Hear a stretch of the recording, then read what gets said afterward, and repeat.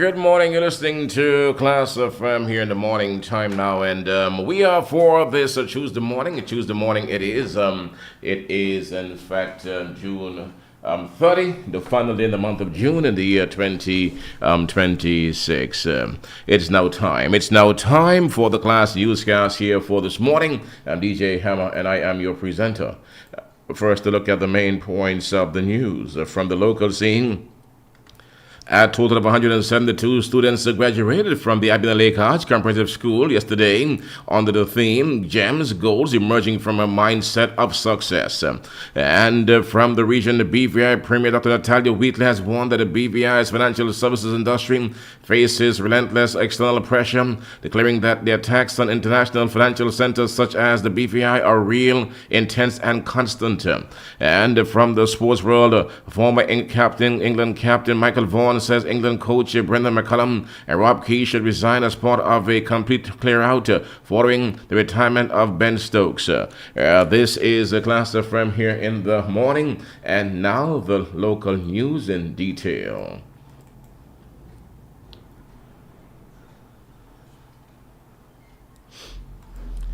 A total of 172 students graduated from the Anguilla Lake Arts Comprehensive School yesterday under the theme Gems, Goals Emerging from a Mindset of Success.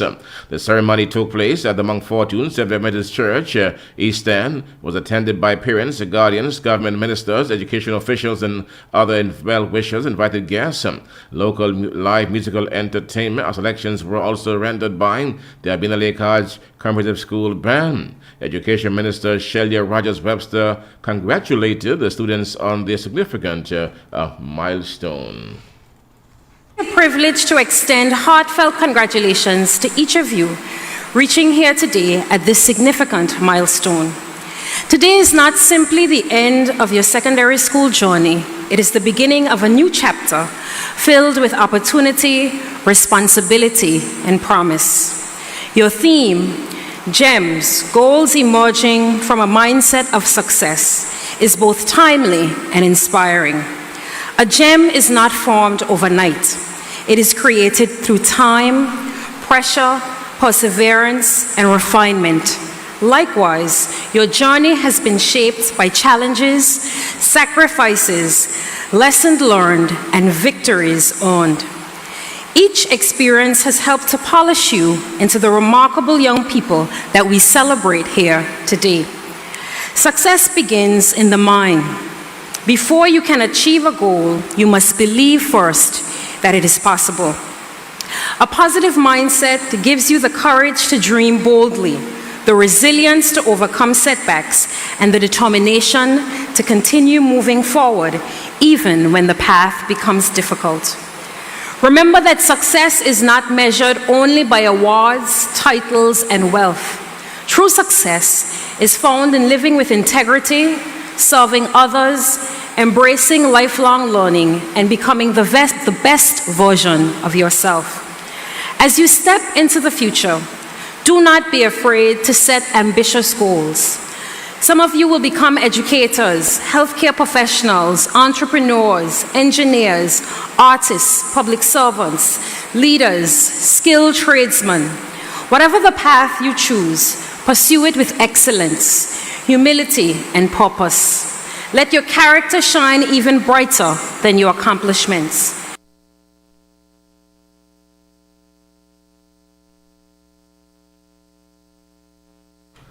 Education Minister Shelia Rogers-Webster speaking there.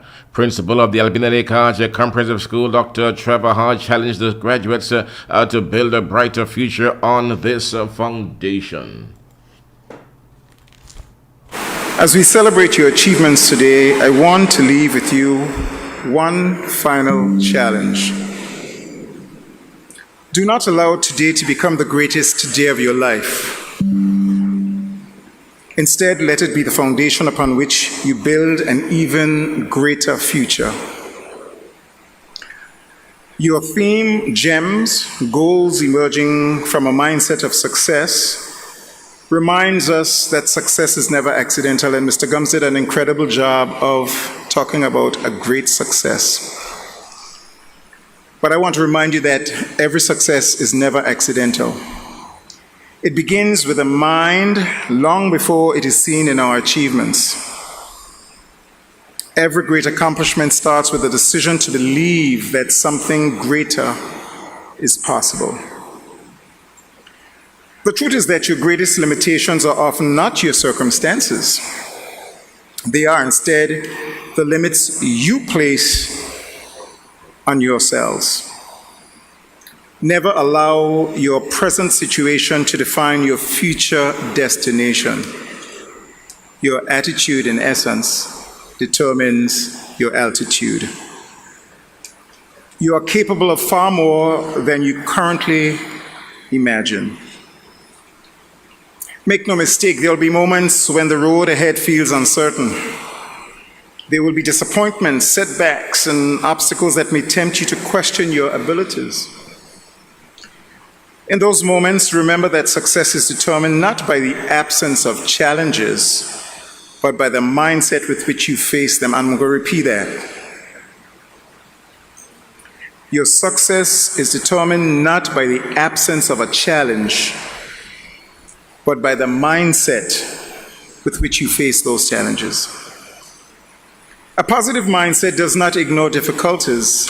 It chooses to see opportunities where others see obstacles. It understands that failure is not the opposite of success. It is often a part of that journey towards success. Every mistake teaches us a lesson. Every setback develops resilience.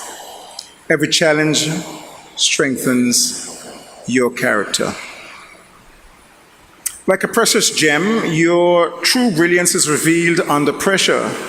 For we all know that diamonds are formed through immense pressure over time.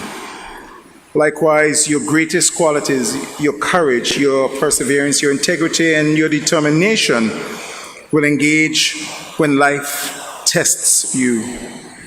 Do not run from those moments. Grow through them.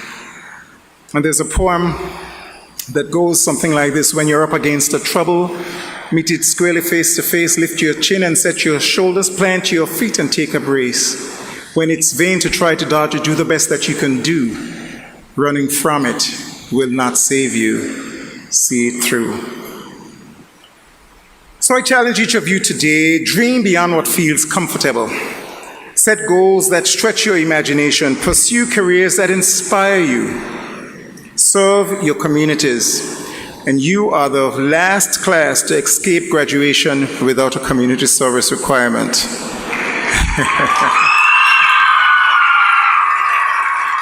Every class moving forward will be required to complete a number of community service hours to be eligible for graduation. So any parents with fourth formers and third formers, you are now warned. Continue learning, continue growing, and never stop believing that the best version of yourself is still ahead. And Mr. Gum spoke about becoming your best version as well. Remember, success is not a destination. It is a mindset that you choose every single day. Choose hope over fear. Choose perseverance over excuses. Choose excellence over mediocrity. Graduates, you leave here today not just with certificates, but with unlimited potential. The world does not need ordinary. It needs your ideas. Principal of the Albion Lake Hodge Comprehensive School, Dr. Trevor Hodge, as he spoke to the graduates yesterday during yesterday's graduation ceremony held at the Mount Fortune Seventh-day Adventist Church. In delivering the keynote address, accomplished professional musician, educator, and youth leader, Mr. Joshua Gums called on the graduates to dream big and live purposeful lives. Provides resources, confidence, and freedom to live a purposeful life. It empowers you to achieve your full potential, support loved ones, and create a positive impact on your community. Now, Mrs. Webster, she came up here and she gave a brilliant explanation as to what success is. I think in our school years, because I'm still young, I'm just 14 years older than you guys, so we ain't too far off. You know that success has to do with reaching your full potential in whichever area you decide to thrive in, whether it's your job, becoming an entrepreneur, going to university, starting a family, becoming a high-earning citizen. Whatever your potential is, it is about achieving it at your best, being the best version of you. So we're not here to talk about success in the simple form, but we're here to talk about the greatest success. Now, great success is measured by collective decisions that you make in this life. Life success is not simply about accomplishing one or two major goals or milestones. It's about living a life that counts even after you leave this world. Now, in my experience dealing with young people, and I ask young people all the time, what do you want to do in this life? What do you want to achieve in this life? And you know what young people tell me? Boy, Josh, I just want to make a lot of money. You know what I mean? Boy, Josh, I want to go to university and make my mom and dad proud. Boy, Josh, I have a son, and I just want to be the best father for him. Are these things good things? Are these things good things? Those that say these things are good things, raise your hand. These are great things, right? But ultimately in your life, you have one decision to make. I think in our Anguillan culture, we are seeing the value of life. Life right now is the most priceless thing that you can have. The one life that you have right now as young people, as youths, because I'm talking to 172 of you, the life that you have right now is the only one that you have to live. The life right now cannot be bought with the greatest riches. The best bags, the most expensive perfume cannot change the life that you have. The only thing that you can do with this life is make it count. As young people, we have a lot of decisions to make. We go about making all of our decisions. And sometimes we forget that even the decisions that we make behind closed doors are the decisions that can influence and effect change in our lives. So what I'm talking about today, the greatest success, that greatest success is measured by everything you decide to do from today going forward.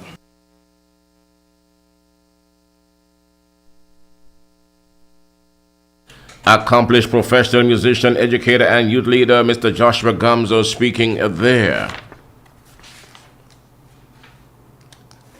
Anguillan-owned MV McKenna were among vessels that assisted in a massive rescue of 47 passengers and crew aboard the Island Ferry in St. Kitts in waters near the Apple Cider yesterday after the vessel experienced difficulties and began sinking. Just minutes after departing St. Kitts for Nevis, the vessel sank in the sea. However, due to timely intervention and support from the MV McKenna, the people who were rescued safely. The vessel had 41 passengers and 6 crew members at the time of the incident. Notably, the MV Apple Cider left Charlestown, Nevis earlier in the morning on Monday, June 29th with passengers. After passengers from Charlestown had disembarked and Charlestown-bound passengers were on board, the vessel departed the ferry terminal of Bastia around 8:55 a.m. Klass FM News spoke to the owner and operator of MV McKenna, Mr. Samuel Blues Connor, yesterday morning, who informed that they had just departed to St. Kitts with 80 passengers on board for Stacia and St. Martin when they witnessed the situation and rushed in to provide support and assistance to the distressed vessel. The MV McKenna provides a weekly service to St. Kitts, Nevis, Sabre, and St. Martin. Notably, all the passengers who were on board the vessel had been successfully rescued and remained safe. In the aftermath of the incident, a national investigation would have been launched to determine the cause of the vessel sinking. The officials in St. Kitts said the agencies, including the National Emergency Management Agency, the Royal St. Kitts and Nevis Police Force, the St. Christopher Air and Seaport Authority, the Coast Guard Unit of St. Kitts and Nevis Defense Force, the Ministry of National Security, and the Maritime Division coordinated the rescue operation. operations.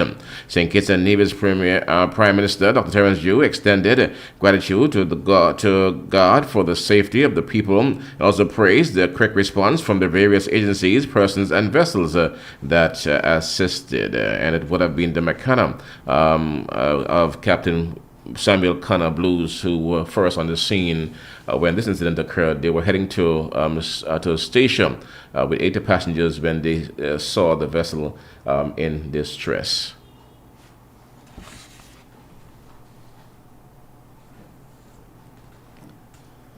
Former Government Minister Curtis Richardson on Monday underscored the significance of the development and promotion of a culture to the economy of the island. Speaking to Klass FM radio yesterday during the launch of his latest Calypso tune for Summer Festival, Richardson, who is also a passionate boat racing supporter and commentator, said there's a need for even more government support for the development of culture on the island.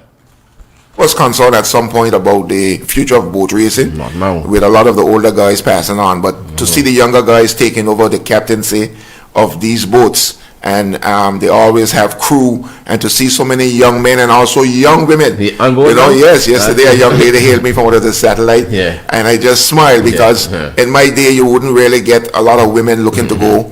But now the young girls are looking forward to going on the boats as well. So we want to thank them. And this is the time now when we have to seize the moment, invest heavily, financially and otherwise, in the boat racing.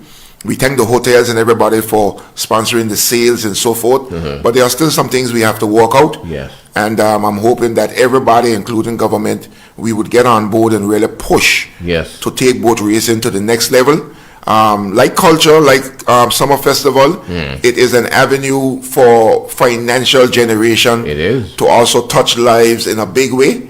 And that is why I put my part in with the culture, with the music, because I have seen, especially during August, what the value is to some people's livelihood. Some people make their year during August. That's right. August have taken a lot of families over the line to live out their year with some sort of comfort. So interesting point you're making, and we have had difficulty in selling this to governments over the years, that carnival and those cultural events, they're economic generators for the country. That's the big word. But for some reason though, it has been an uphill battle with government after government trying to sell. And it is very unfortunate, Hammer, when people try to get the church involved with a lot of things that borderline on culture. And I always say to people, what is born of the flesh is flesh, and what is born of the spirit is spirit. We must not be so petty and marginalize everything in certain fashions, right? We have to push the economic generators within the country. I'm telling you. We have to push them because, like you know, it is only a moment in time. But it makes a big impact on a lot of people's lives. Big time. Some people are with their food vans. Some people have a food van in the valley, and they may only sell a few $100s a month in food.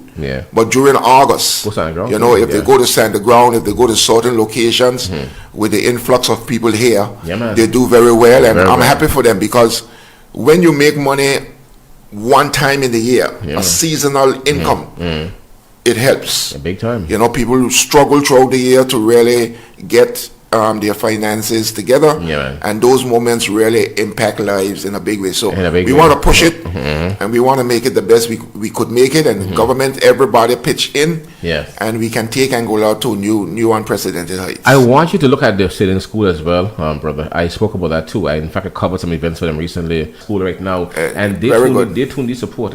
Very good, Hammer. Very good conversation. Support That's right. It's a lot to be done, Hammer. I'm telling you. And money plays. Money is not everything, but it's right up there with oxygen. I'm telling you. You know, so it's right up there with oxygen. A young lady told me that one time, and I had to laugh, and I had to support her with what she wanted, because I tell her, you know, money is not everything. She said, Mr. Love, money is right up there with oxygen. Right up there. It's not. They run it close. Make the list with oxygen. And so we really want to support the sailing school, because right now we have Kenny, Captain Kenny. I love him a lot. Derek too from there. I love Derek. And there's another younger guy now. Bush Boys guy. Yes, the Bush Boy captain. I've never really seen him around until now, but he's done a fantastic job. And he went to the sailing school, I understand, as well. So the sailing school right now is doing big things for boat racing. So government, needs to make a contribution.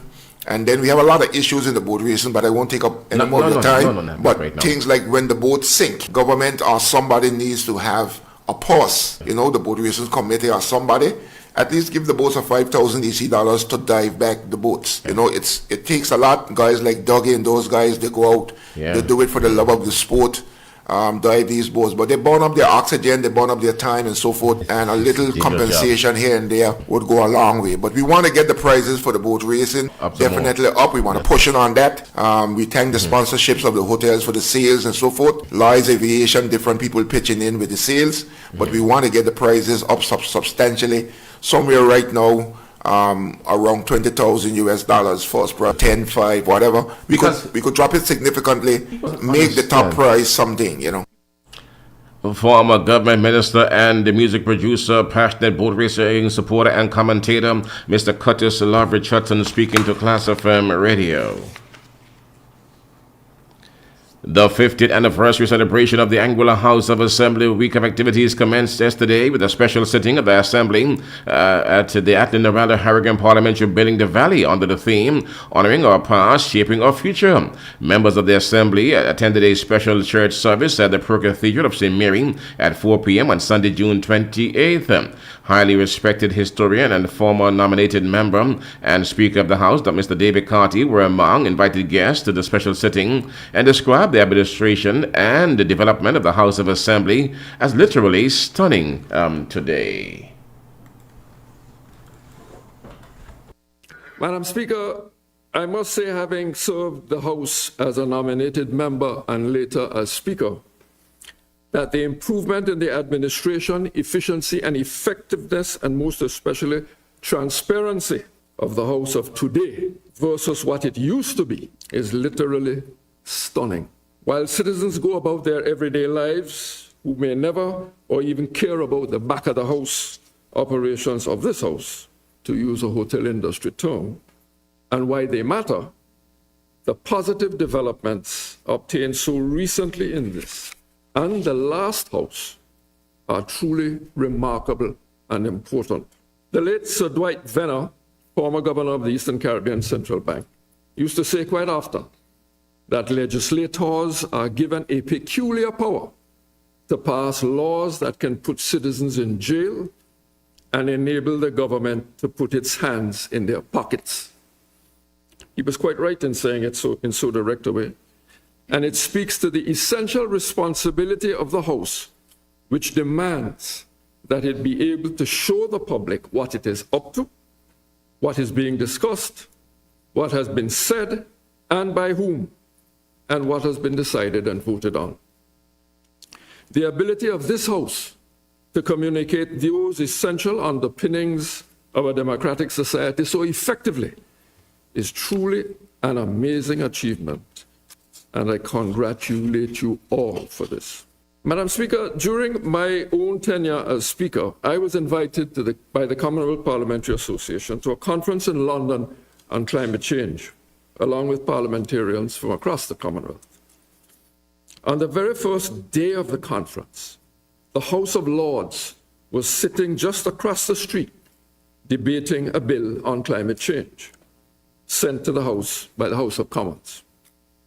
Our meeting went into the early evening, and I was amazed at the announcements by the chairman that for those of us who were interested, copies of Hansard of the House of Lords debate would be available. As members know, Hansard is the term used to describe the minutes of Parliament. It is a detailed account of what was said and by whom. The House of Lords at the time had 300 plus members, and yet at around 8 o'clock that evening, I had a printed, bound copy of the debate held that very day, complete with records of voting. My astonishment was simply based on the reality that my own House, with 7 elected members, 2 nominated and 2 ex officio members, would hardly get minutes written and approved, and we call them minutes, not Hansard, in weeks and sometimes months, as the sole clerk of the Assembly had more duties preparing and printing the Gazette, which had nothing to do with the House. I go further to say, Madam Speaker, that whenever I asked for a motion for the minutes to be approved, sometimes weeks after the meeting, members would find some other preoccupation to attend to while absent-mindedly voting aye so that we can move on and deal with what we really wanted to discuss that day. Hardly anyone ever read the minutes, as we had all forgotten what was said on that day weeks ago. Contrast that time to today.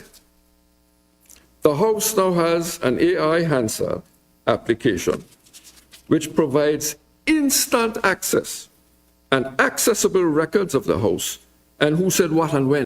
This high-tech instantaneous Hansard is linked to a website built not only as an information hub, but one designed to improve access, transparency, and public participation in the legislative process. Every resident, researcher, student, and citizen are now able to learn how the House works and follow its activities with ease. Madam Speaker, this remarkable technological advance for one of the smallest parliaments in the Commonwealth, made even more remarkable, I might add, as it was engineered by local digital and computer expertise, was clearly articulated in your article in the Parliamentarians edition of Issue 1 this year, 2026.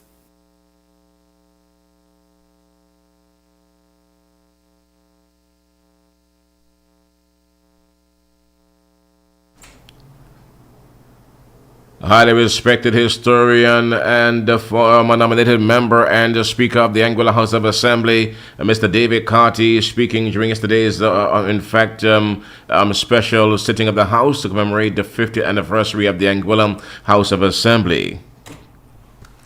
The Eastern Caribbean Central Bank, the ECCB, will host a special panel discussion at the Sir Cecil Jacobs Auditorium on July 1 to commemorate the 50th anniversary of the Eastern Caribbean dollar fixed exchange rate peg, United States US in dollars. The panel discussion will be held under the theme EC peg at 50, celebrating progress, charting the future, from 6 p.m. Director of News, Sports and Current Affairs at ABS Television and Radio in Antigua and Barbuda, L. Garfield Burford, will moderate the discussion.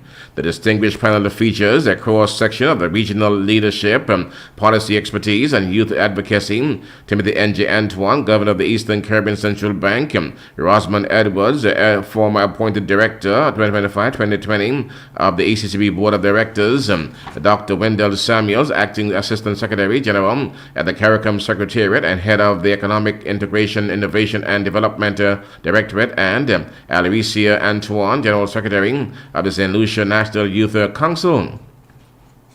On July 7, the exchange rate for the Eastern Caribbean Currency Union member countries were pegged at 2,070 cents to $1. The foundation of the ECCB monetary policies is the fixed exchange rate between the EC dollar and the US dollar. Strong foreign reserves have helped support this arrangement and preserve confidence in the EC dollar. As a result, inflation has remained low and relatively stable, while saving, investments, trade, and economic growth have benefited from a predictable economic environment.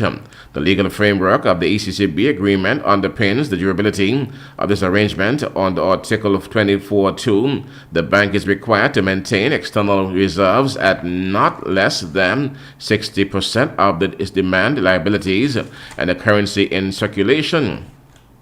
In addition, on Article 17.2, any change to the exchange rate parity requires a unanimous decision of both the Monetary Council and the Board of Directors.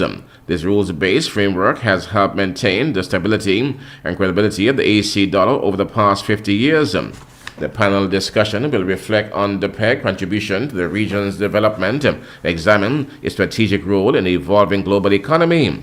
The commemorative event will be accessible worldwide via live stream on the official ECCB Connect Facebook page, a YouTube channel. The ECCB also invites the public to tune in to the live transmission of the discussion on radio and television stations in its 8 member countries from 6 p.m. Select stations will also provide simulcast on their social media networks. Please check local listings for exact availability. A long-discussed plan to establish the OEC's own regional airline could move a step closer to reality within a week or weeks, as the Eastern Caribbean Central Bank, of which Anguilla is a member country, completes a viability study that will determine whether the carrier should proceed. Prime Minister Gaston Brown said over the weekend. Brown said the leaders of the OECS reaffirmed their commitment to creating the airline during the 78th meeting of the OECS authority, with the project now awaiting the findings of the ECCB study. We would have all confirmed our commitment to the OECS subject to the study that has been done by the Eastern Caribbean Central Bank, Brown said during his weekly Point FM program. We expect within a matter of weeks that the Eastern Caribbean Central Bank would have completed their studies and that it will confirm the viability of the entity. The Prime Minister said participating governments have already identified approximately $50 million in initial financing from unclaimed deposits held by the ECCB. He also disclosed that the French representatives attending the OECS meeting advised that additional financing may be available through the European Union. According to Brown, the project could qualify for support under the European Union Interreg and Gateway funding programs. Our French colleagues indicated that we may be able to raise some funding from the European Union. They have two possible windows, the Interreg funding as well as the Gateway funding, he said. If the funding is secured, Brown said the regional airline could launch with more than $100 million in available capital. Even if European Union financing does not materialize, Brown said the OECS would still have sufficient resources to begin developing the carrier. The proposed airline is intended to improve air connectivity among OECS member states, an issue regional leaders have repeatedly identified as critical to economic integration, tourism, and trade. Brown said the viability study will determine the next steps for establishing the carrier. With that item, we've come to the end. We've come to the end of our local news here this morning. We're now at 5 minutes after 9, and time check brought to you here by Leon's at Meads Bay. Klass FM Radio 92.9 here in the morning. Celebrate Meads Bay all day. Leon's at Meads Bay blends Southeast Asian flavors with classic island favorites in a relaxed beachfront setting. Guests enjoy toes in the sand dining, handcrafted cocktails, and island breezes along beautiful Meads Bay. Whether enjoying effortless chill during the day or indulging in vibrant nighttime fun, Leon's at Meads Bay is the place to unwind. On Thursdays, enjoy a flavorful barbecue experience from 6 to 9 p.m. at the Meads Bay Barbecue, offering a delightful mix of gourmet grilled specialties, delicious cocktails, and live entertainment. On Sundays, embrace the energy and enjoy the island's best weekend lime, Sunday Fun Day from 4 to 9 p.m. Sway to the sweet sound of their music while indulging in handcrafted tropical cocktails and delectable island-inspired South Asian cuisine. With the largest outdoor seating on the island, these elevated experiences are not to be missed. Plus, experience ease of service with the all-new Leon's payment card.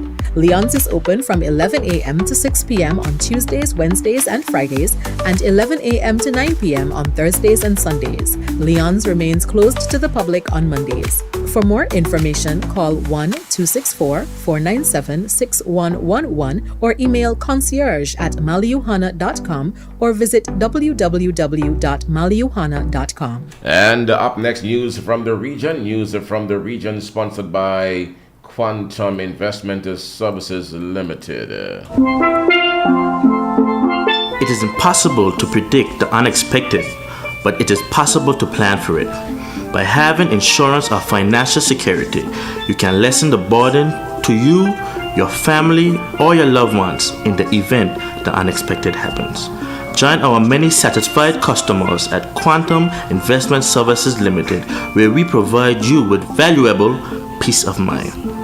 At Quantum Investment Services Limited, we offer property insurance, motor insurance, medical insurance, life insurance, air ambulance coverage, marine insurance, liability insurance, workman compensation, professional indemnity, and financial planning.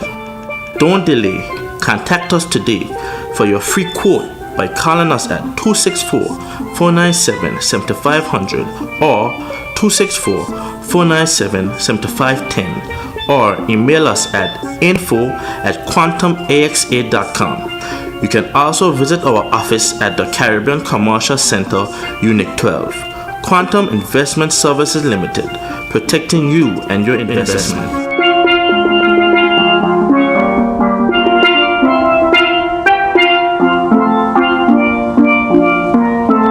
And now the regional news in detail. Premier Dr. Natalia Wheatley has warned that the BVI financial services industry faces relentless external pressure, declaring that attacks on international financial centers such as the BVI are real, intense, and constant.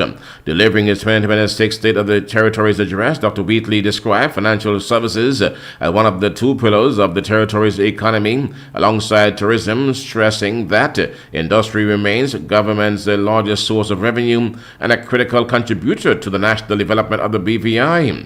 The industry is not merely economic activity, it is one of the foundations of our national resilience and our ability to shape our own future, he said. The Premier argued that the sector should never be taken for granted because of persistent international scrutiny. The attacks against the international financial centers like the Virgin Islands are real, they are intense, they are constant, and if left unchecked, they can threaten jobs, public services, and our economic stability, Premier Wheatley said.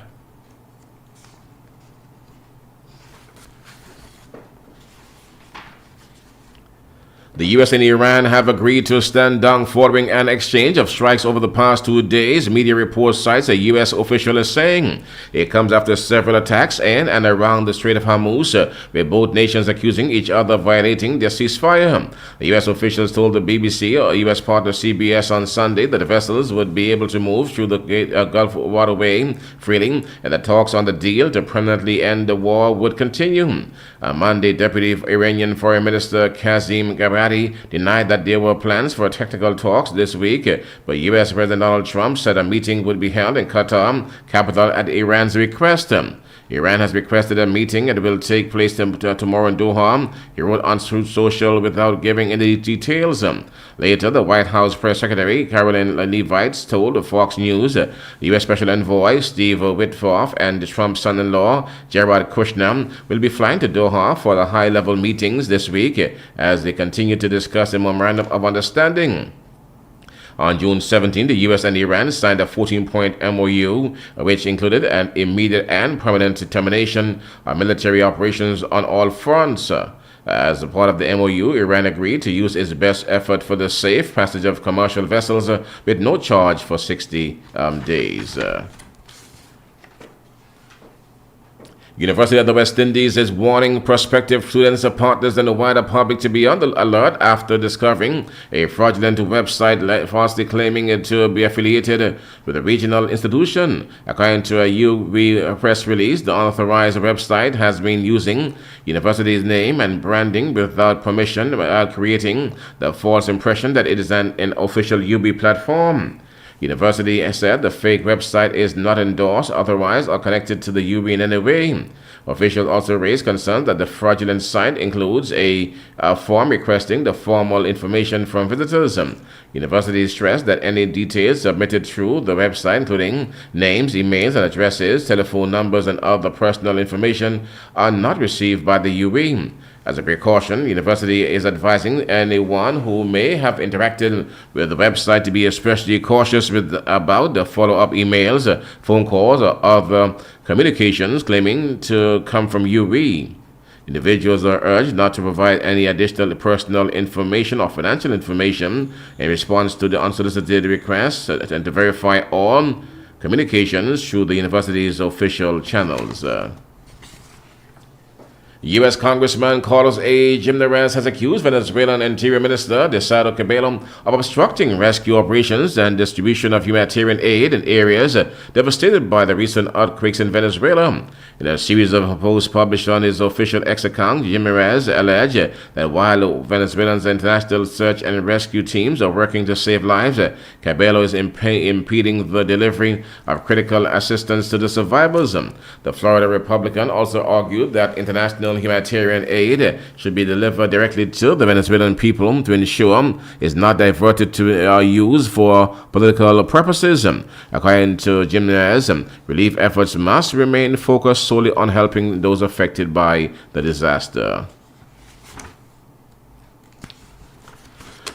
Dominican Republic Minister of Foreign Affairs Merex have following instructions from President Luis Abinader and in coordination with Venezuela's authorities announced a humanitarian flight to repatriate Dominicanos affected by the June 24 earthquake in Venezuela. The flight with capacity 90 passengers, will depart from the Arturo Michelina International Airport and to the Las Americas International Airport in Santo Domingo during the early hours of June 29. Travelers must present a valid Dominican Republic passport ID. Those who would have lost their documents in fact received assistance from a Central Electoral Office delegation and in fact beginning June 30 to facilitate identification and allow them to return on a subsequent flight. The Curacao FinTech Association is urging Parliament to move swiftly on legislation that would establish a formal licensing framework for payment services providers, warning that continued delays are hurting the island's economy and discouraging investment. A letter addressed to Parliament, President Freno Brown-Brill, the association argues that the absence of a legal framework for allowing FinTech companies to obtain licenses as electronic money institutions or payment institutions has become a daily operational obstacle with direct commercial consequences for Curacao economic growth.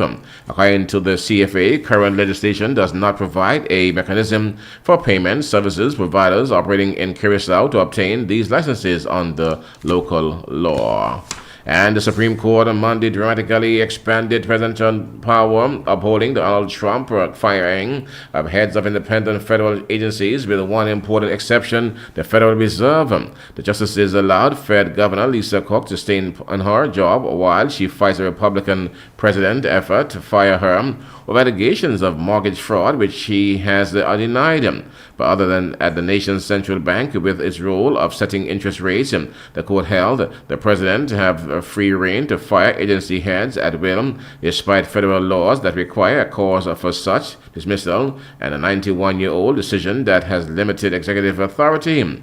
With the 6 consecutive justices on the majority, the 9-member court jettisoned its unanimous decision in the Humphrey executor that had limited when presidents can fire agencies board members, in part to try to ensure decisions making free of political influence.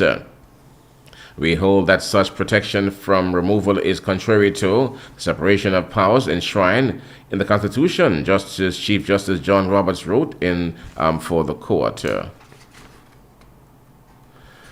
With the window of finding survivors shrinking fast, Venezuelans comb Monday through more ruins of the buildings toppled by last week's powerful back-to-back earthquakes.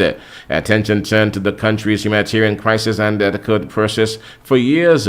Relief organizations said that 72 hours after a natural disaster is the most crucial time period for rescues, though survival can be extended. If people have access to food and water for 5 days after twin earthquake, questions loom about whether the cash-strapped government will be able to coordinate the efforts needed to care for thousands of people who have been left homeless. In other developments, a 4.6 earthquake aftershock rumbled through the disaster zone in the northern state of Lagos yesterday. The death toll stood at more than 1,700, according to the government.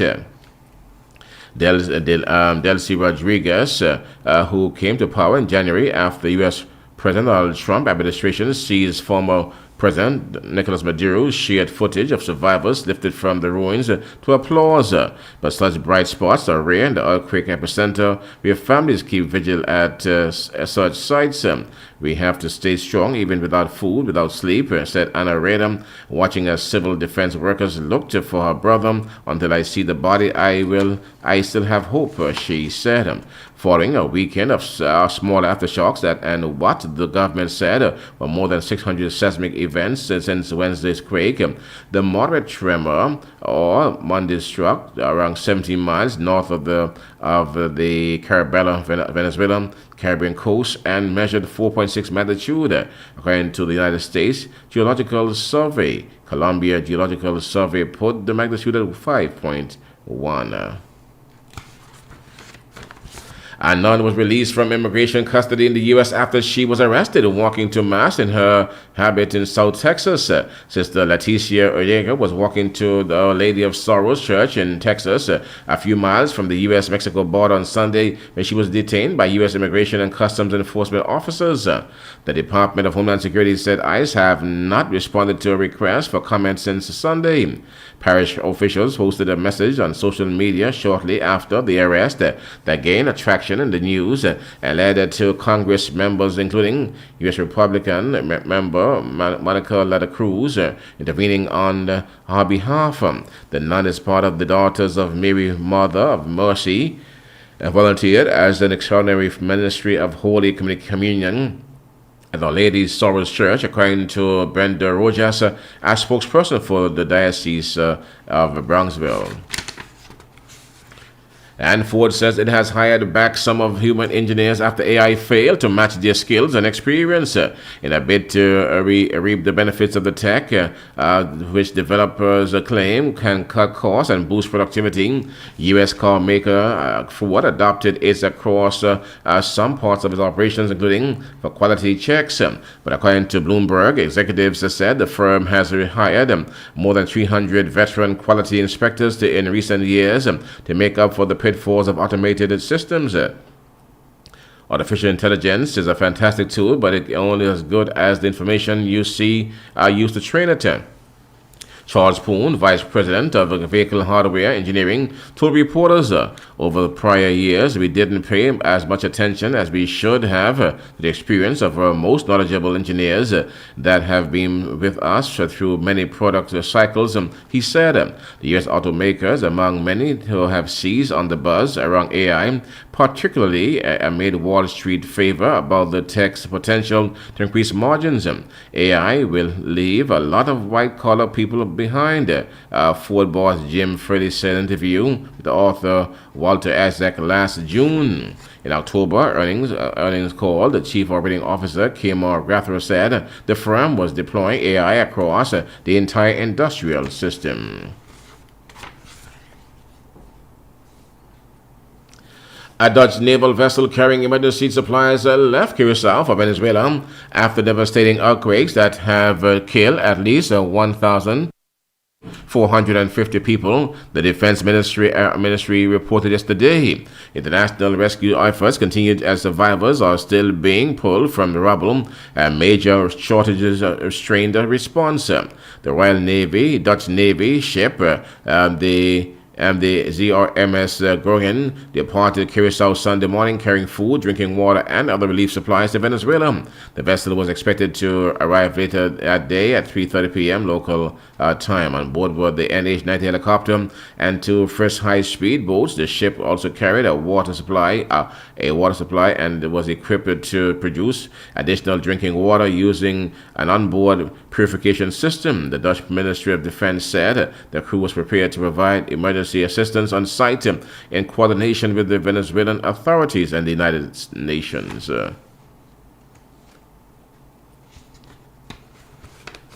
Opportunities to potentially expand bilateral trade, facilitate investment, and improve connectivity are being highlighted to further strengthen economic cooperation between Guyana and Venezuela and Suriname. These issues were among the strategic priorities presented to the Surinamese President Jennifer Gerding Simmons by the Board of Directors of the Suriname-Guyana Chamber of Commerce during a recent engagement in the Paramaribo. According to the SGGC, the engagement reflected a shared appreciation for the long-standing relationship between the two neighboring countries and the importance of deepening collaboration in the ways that deliver tangible benefits for the business, investors, and citizens. Guyana used this year's observance of the International Day of Women in Diplomacy to spotlight critical role of women in the global leadership while promoting the country's bid to secure United Nations top office. Diplomats, government officials, development partners, and other stakeholders gathered on June 24 under the theme Women in Diplomacy, Culture, Soft Power, and Inclusive Leadership to celebrate the contributions of women to diplomacy and explore how culture and storytelling could strengthen international cooperation. The event, jointly organized by the United Nations in Guyana and the Embassy of the People's Republic of China, the Ministry of Foreign Affairs and International Cooperation, and TDX Turkey, also serve as a platform to highlight Guyana's nomination of Ambassador Carolyn Rodriguez Burkett for the post of United Nations Secretary General.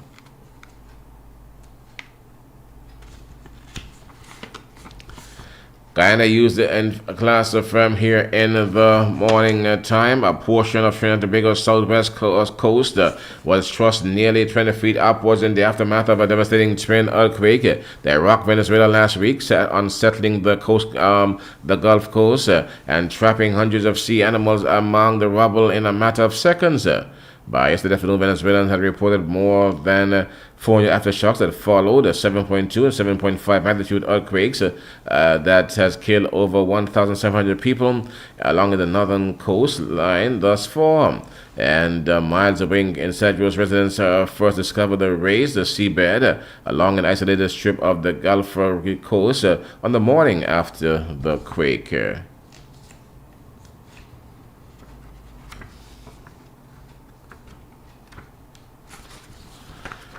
Argentina is preparing to launch a citizens by investment program later this year that would allow wealthy foreign nationals to obtain citizenship through major financial contributions, according to a report by the Financial Times.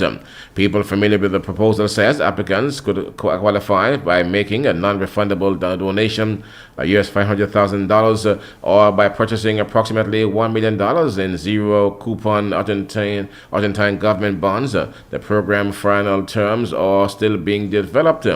The initiative forms part of the President Javier Milei broader strategy to attract foreign investments as Argentina seeks new sources of financing to meet significant debt repayment.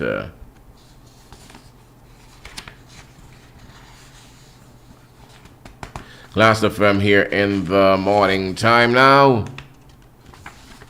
And it's here where we conclude the news package for this morning. It's also here where we, in fact, our time now, we are 25 minutes after 9, and time check brought to you by Aurora, Anguilla Resort, and the Golf Club.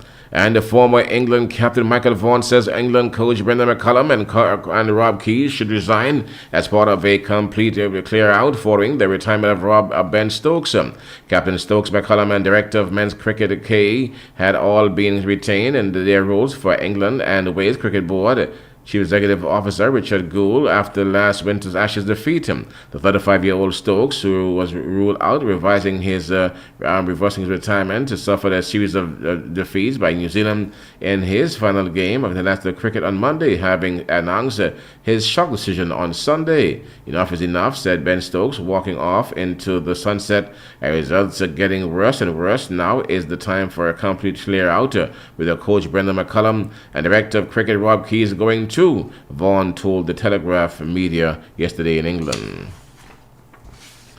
And England coach Ben Stokes has rejected as suggestions he could reverse his international retirement for next year's Ashes, saying he's done. Stokes, 35, announced his shock retirement Sunday, and his storied international career ended on Monday when his side was defeated by New Zealand in the third test. It was confirmed. As if there was any chance that he could return to play Australia test next summer, he told the media, "I am incredibly contented with everything right now. It is a decision I don't take lightly. lightly. I didn't take it lightly. It has taken a lot of time. I'm done. I'm very happy with my decision. Asked again if he was sure. Stokes replied, sure. Head coach Brendan McCullum said he tried to persuade Stokes to stay on when he told him of his plans on Sunday, but the international career, one of England's greatest cricketers, ends after 15 years, 122 tests, 114 one-day nationals, and 43 T20s.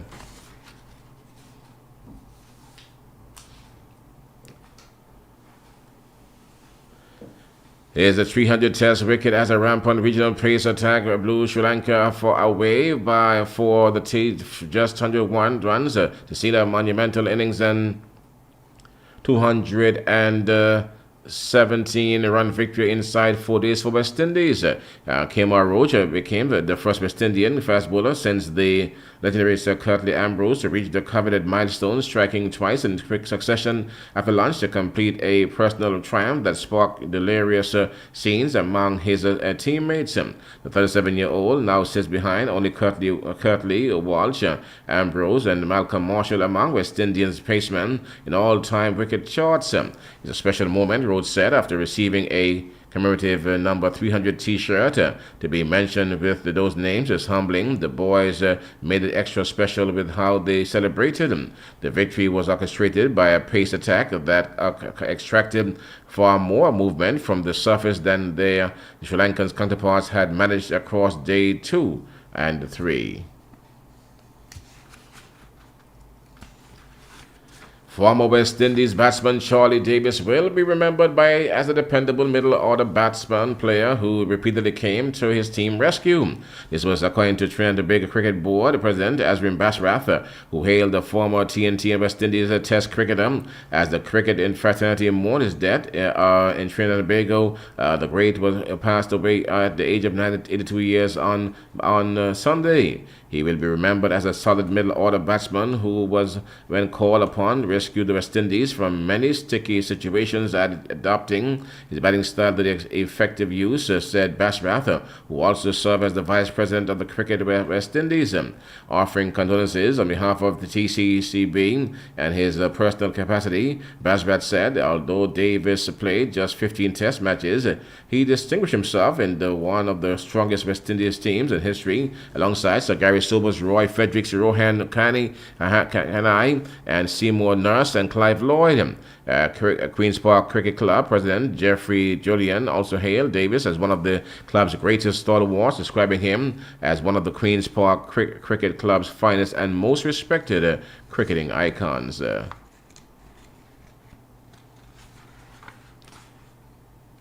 In some football news here, World Cup news, Gabriel Martinelli scored the winner late in injury time to give a 5-time champion Brazil a 2-1 win over Japan in the World Cup around 32 in Houston.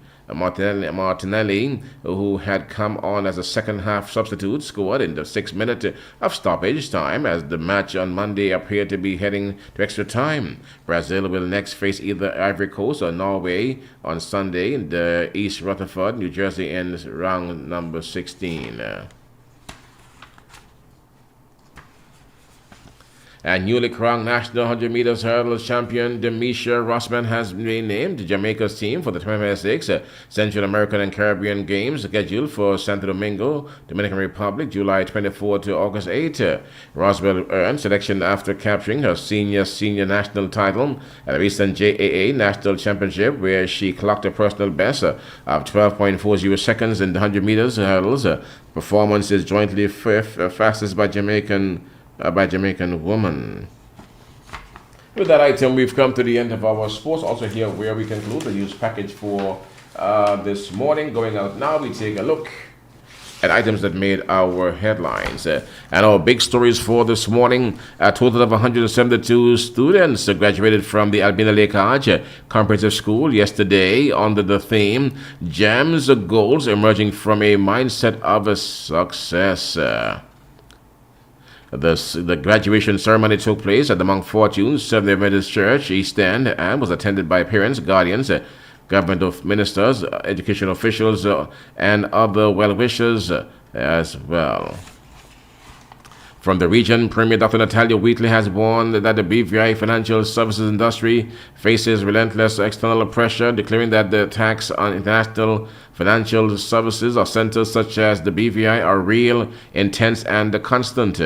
And from the sports world, former England captain Michael Vaughan says England coach Brendan McCullum and Rob Keys should resign as part of a complete clear-out following the retirement of Ben Stokes. That's your Klass newscast here for this morning. To say that you can join us this evening at 7, God's willing, for another presentation. We thank you for listening. Up next, your weather report. Your weather report sponsored by Sandy Island Beach Bar Restaurant, the home of seafood, lobsters, crayfish, conchs, and the wilks, all the good stuff. You owe it to yourself, your loved ones too, to have that experience as soon as possible. So now getting down now to your weather report now here for this morning. Weatherman saying pockets of moisture moving to a moderate wind flow could bring brief passing showers over the area throughout the period. Additionally, slight Saharan dust haze will continue to linger over the area today. Partly cloudy and slightly hazy with a 40% or moderate chance of brief showers. Weather tonight, fair to partly cloudy with a 40% or moderate chance of brief showers. Winds are east-southeast at around 10 to 18 miles per hour. Seas around 3 to 6 feet. And sunset today will be at 6:53 p.m. And sunrise tomorrow will be at 5:41 a.m. Weather report, weather sponsored by Sandy Island Beach Bar and the restaurant. Klass FM here in the morning time. At this point, we pause for these death announcements.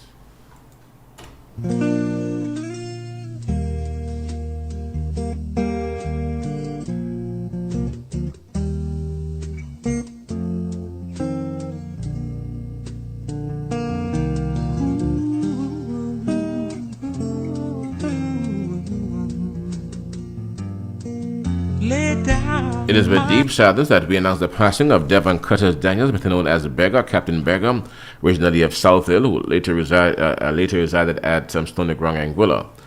Devon Beggar passed away peacefully at the Princess Alexandra Hospital on Sunday, June 7. More details will be given in a subsequent broadcast. Relatives and friends are kindly asked to accept this information. To the bereaved relatives and friends of the late Devon Curtis Daniels, Beggar, Captain Beggar, we extend our heartfelt sympathies. It is with deep sadness we announce the passing of Charles Brother Valley Gums of Blowing Point, Anguilla. The sad event took place on Tuesday, June 9th at the Princess Alexandra Hospital. More details will be given in a subsequent broadcast. Relatives and friends are kindly asked to accept this information. To the bereaved relatives and friends of the late Charles Brother Valley Gums of Blowing Point, we extend our heartfelt sympathies. Good night, good night, good night, good night, good night. I bid you good night, good night, good night. One of these mornings bright and early and soon good. It is with deep sadness that the family announced the passing of their beloved Delarious Prince, better known as Prince, originally from St. Lucia and later of North Valley, Anguilla. Prince was called home on 22nd of May at the Princess Alexandra Hospital. It is to mourn his mother, Louise Prince, his father, Peter Prince, both of St. Lucia, his wife, Marcia Prince, his daughter, Caddy Diana Prince, St. Lucia, his stepsons, Jalid and Javil Romney, his brothers, Marcus Antoinus and Fimbra Prince, his sisters, Sophia Janice and Alma Prince, his goddaughters, Terrell Sinville and Samoya Yearwood. Also left to mourn are his aunts, Vanda Pearl and Judy Sinville, Nita, Maturin and family, his uncles, Vincent, Alvin and Thomas Sinville, his close of cousins, Nestor Peter Prince, Adian Montage, Ken Roy Prince, Zephaniah, Jesus, Michelle, Sandra, Elsa, Tevin, Dwight, Sinville, and many others too numerous to mention. His close friends, T. Stace and Miss Shells, your Earl, Francis, Rashima, and St. Vincent, as well as members of the St. Lucian Association and the Valley and Northside communities.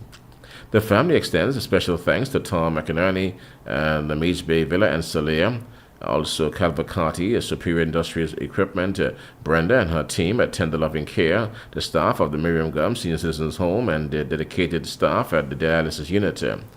The funeral service for the late Delirious Prince will be held on Saturday, July 11 at the Life Impact Center, West End. Tributes will begin at 9 a.m. Service commencing at 10 a.m. Interment will be at the Sandy Ground Cemetery. Relatives and friends are kind of asked to accept this information. To the bereaved relatives and friends of the late Delirious Prince, known as also as Prince, we extend our heartfelt sympathies.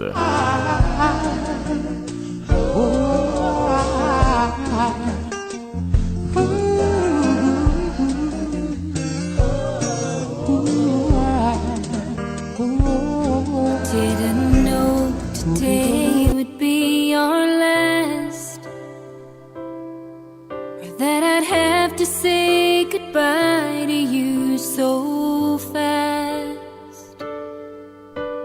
I'm so numb I can't feel anymore. I'm praying you just walk back through that door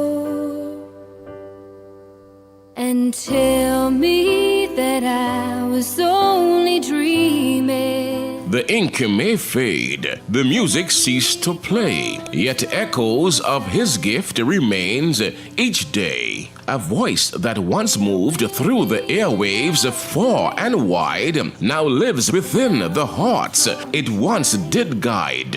A composer's touch, lyrics, gentle art, a melody forever in a heart. Though silence now replaces every tone, his legacy continues on its own. It is with deep sadness that we announce the passing of Leroy, Brother Lee, Lee 1, Whitty Richardson. Sunrise, March 12, 1956. Sunset, June 6, 2026. Viewing for the late Leroy Richardson, Brother Lee, will be held on Friday, July 10, followed by a homegoing celebration on Saturday, July 11, 2026. Further details will be furnished in a subsequent announcement. The family thanks everyone for their prayers, love, and support during this time of bereavement. His pen is still, his song complete, but his legacy will forever speak. You as close as I can, longing for the day when I see your face again. But until then, God must need another angel around the throne tonight. Your love lives on inside of me, and I will hold on tight. It's not my place to question, only God knows why. I'm just jealous of the angels. And to all those who mourn at this time, we extend our heartfelt sympathies. Class of Femme in the morning, 20 minutes now before 10. That's our time on the morning program. And we're now going for your GAB celebration program here for this morning. Of course, you know, for graduation, they have all the stuff in my baskets, and all the pieces you need for graduation is all there GABs right now for sure, guys. So, yep, you're graduating. I'm seeing it happening everywhere. Yes, and for sure. Once you're graduating, GABs right here is a must-stop shop. It's a must-stop shop. All the stuff is there right now on display. Stop by now and take advantage of the happenings. Let GABs know that we sent you from Class FM Radio 92.9. Right. So let's get into our program here now for this morning. I wanted to say, let me now say good morning, and I want to say happy birthday here now to all those persons out there, today who are celebrating birthday today. Happy birthday to you, man. Enjoy your day to the maximum. Enjoy your special day to the max, okay? Happy birthday to you. Happy birthday to you. Happy birthday, happy birthday, happy birthday to you.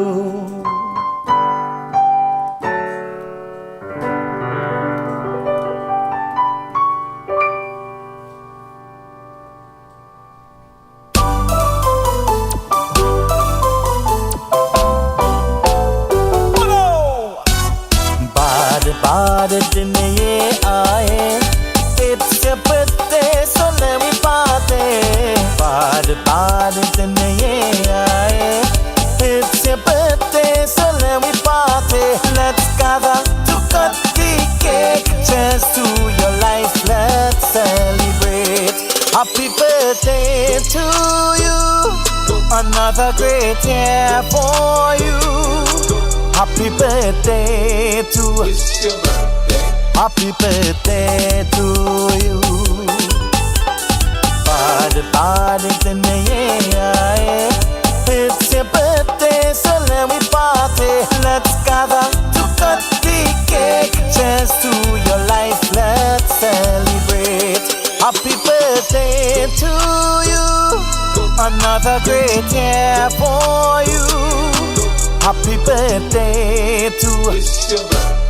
Happy birthday to you. Gather around and start to clap. Clap, clap your hands and clap. Clap, clap your hands and clap. Clap, clap your hands and clap. Clap, clap your hands and clap. Clap, clap your hands and clap. Clap, clap your hands and clap. Clap, clap your hands and clap. Clap, clap. We pray for health, strength, and positivity. All the blessings to you. We hope for long life and prosperity. All good blessings to you. We wish you greatness in everything you do. Okay, well, let me now say good morning and happy birthday now to all the birthday celebrants out there. I want to say good morning, though, and happy birthday here. Happy birthday, little Zoe Boseman. Zoe Boseman, you were celebrating birthday, Zoe Boseman, one time, and your mom, Sodi, and of course, your grandmommy, Dolores, and the entire family circle, little Zoe, wishing you all the best on your day. You cut the cake, celebrate, have lots of fun, Zoe. Enjoy your birthday in a big way. Okay, happy birthday to you one time. And so, let me now say good morning. I want to now say good morning and happy birthday here now to all the celebrants out there. Let me now say good morning and happy birthday. Good morning. Thank you so much, my team, for the warm greetings here this morning. As always, I thank you, and I wish you guys all the same, all the best as well. As yes, and kindly extending a special belated birthday greetings now for yesterday to Laureen Warrington Huggins from your parents, Dr. Verlin and Lorden Warrington, your husband, Terrell Huggins, and grandparents, teacher Roslyn Pond and Daphne Robinson, siblings, Anna and Nigeri, and Joni, and Christian, the nurse, Rose Brooks, and the family circle, Edna, Vanetta, Jasmine, Sandra, and James, and Eileen, nurse Marvella, and Margaret, and nurse, yes, and Margaret, and nurse Nanton, yes, and all the best to you. And here now today now for Ashley Bevan Brooks, the B Connection of Cool FM. That's my dear cousin B Connection. Brother, good morning to you. Had a great one yesterday for sure. The B Connection celebrated another milestone in his life yesterday. Special birthday greetings coming from your siblings, the children, the friends, Jackie in the circle, Little Dish, Gloria Reed Horsford, and the staff of and hosts of Cool FM Radio and other media houses. Basil and Jackie, the family circle, Nugget, and the Lance community, the team, Monique, Randy, and Domino team, and the North Side and the South Valley community. Bevan can play dominoes. I don't see Bevan can play dominoes. That's a shocking one. I've never seen him on a table before.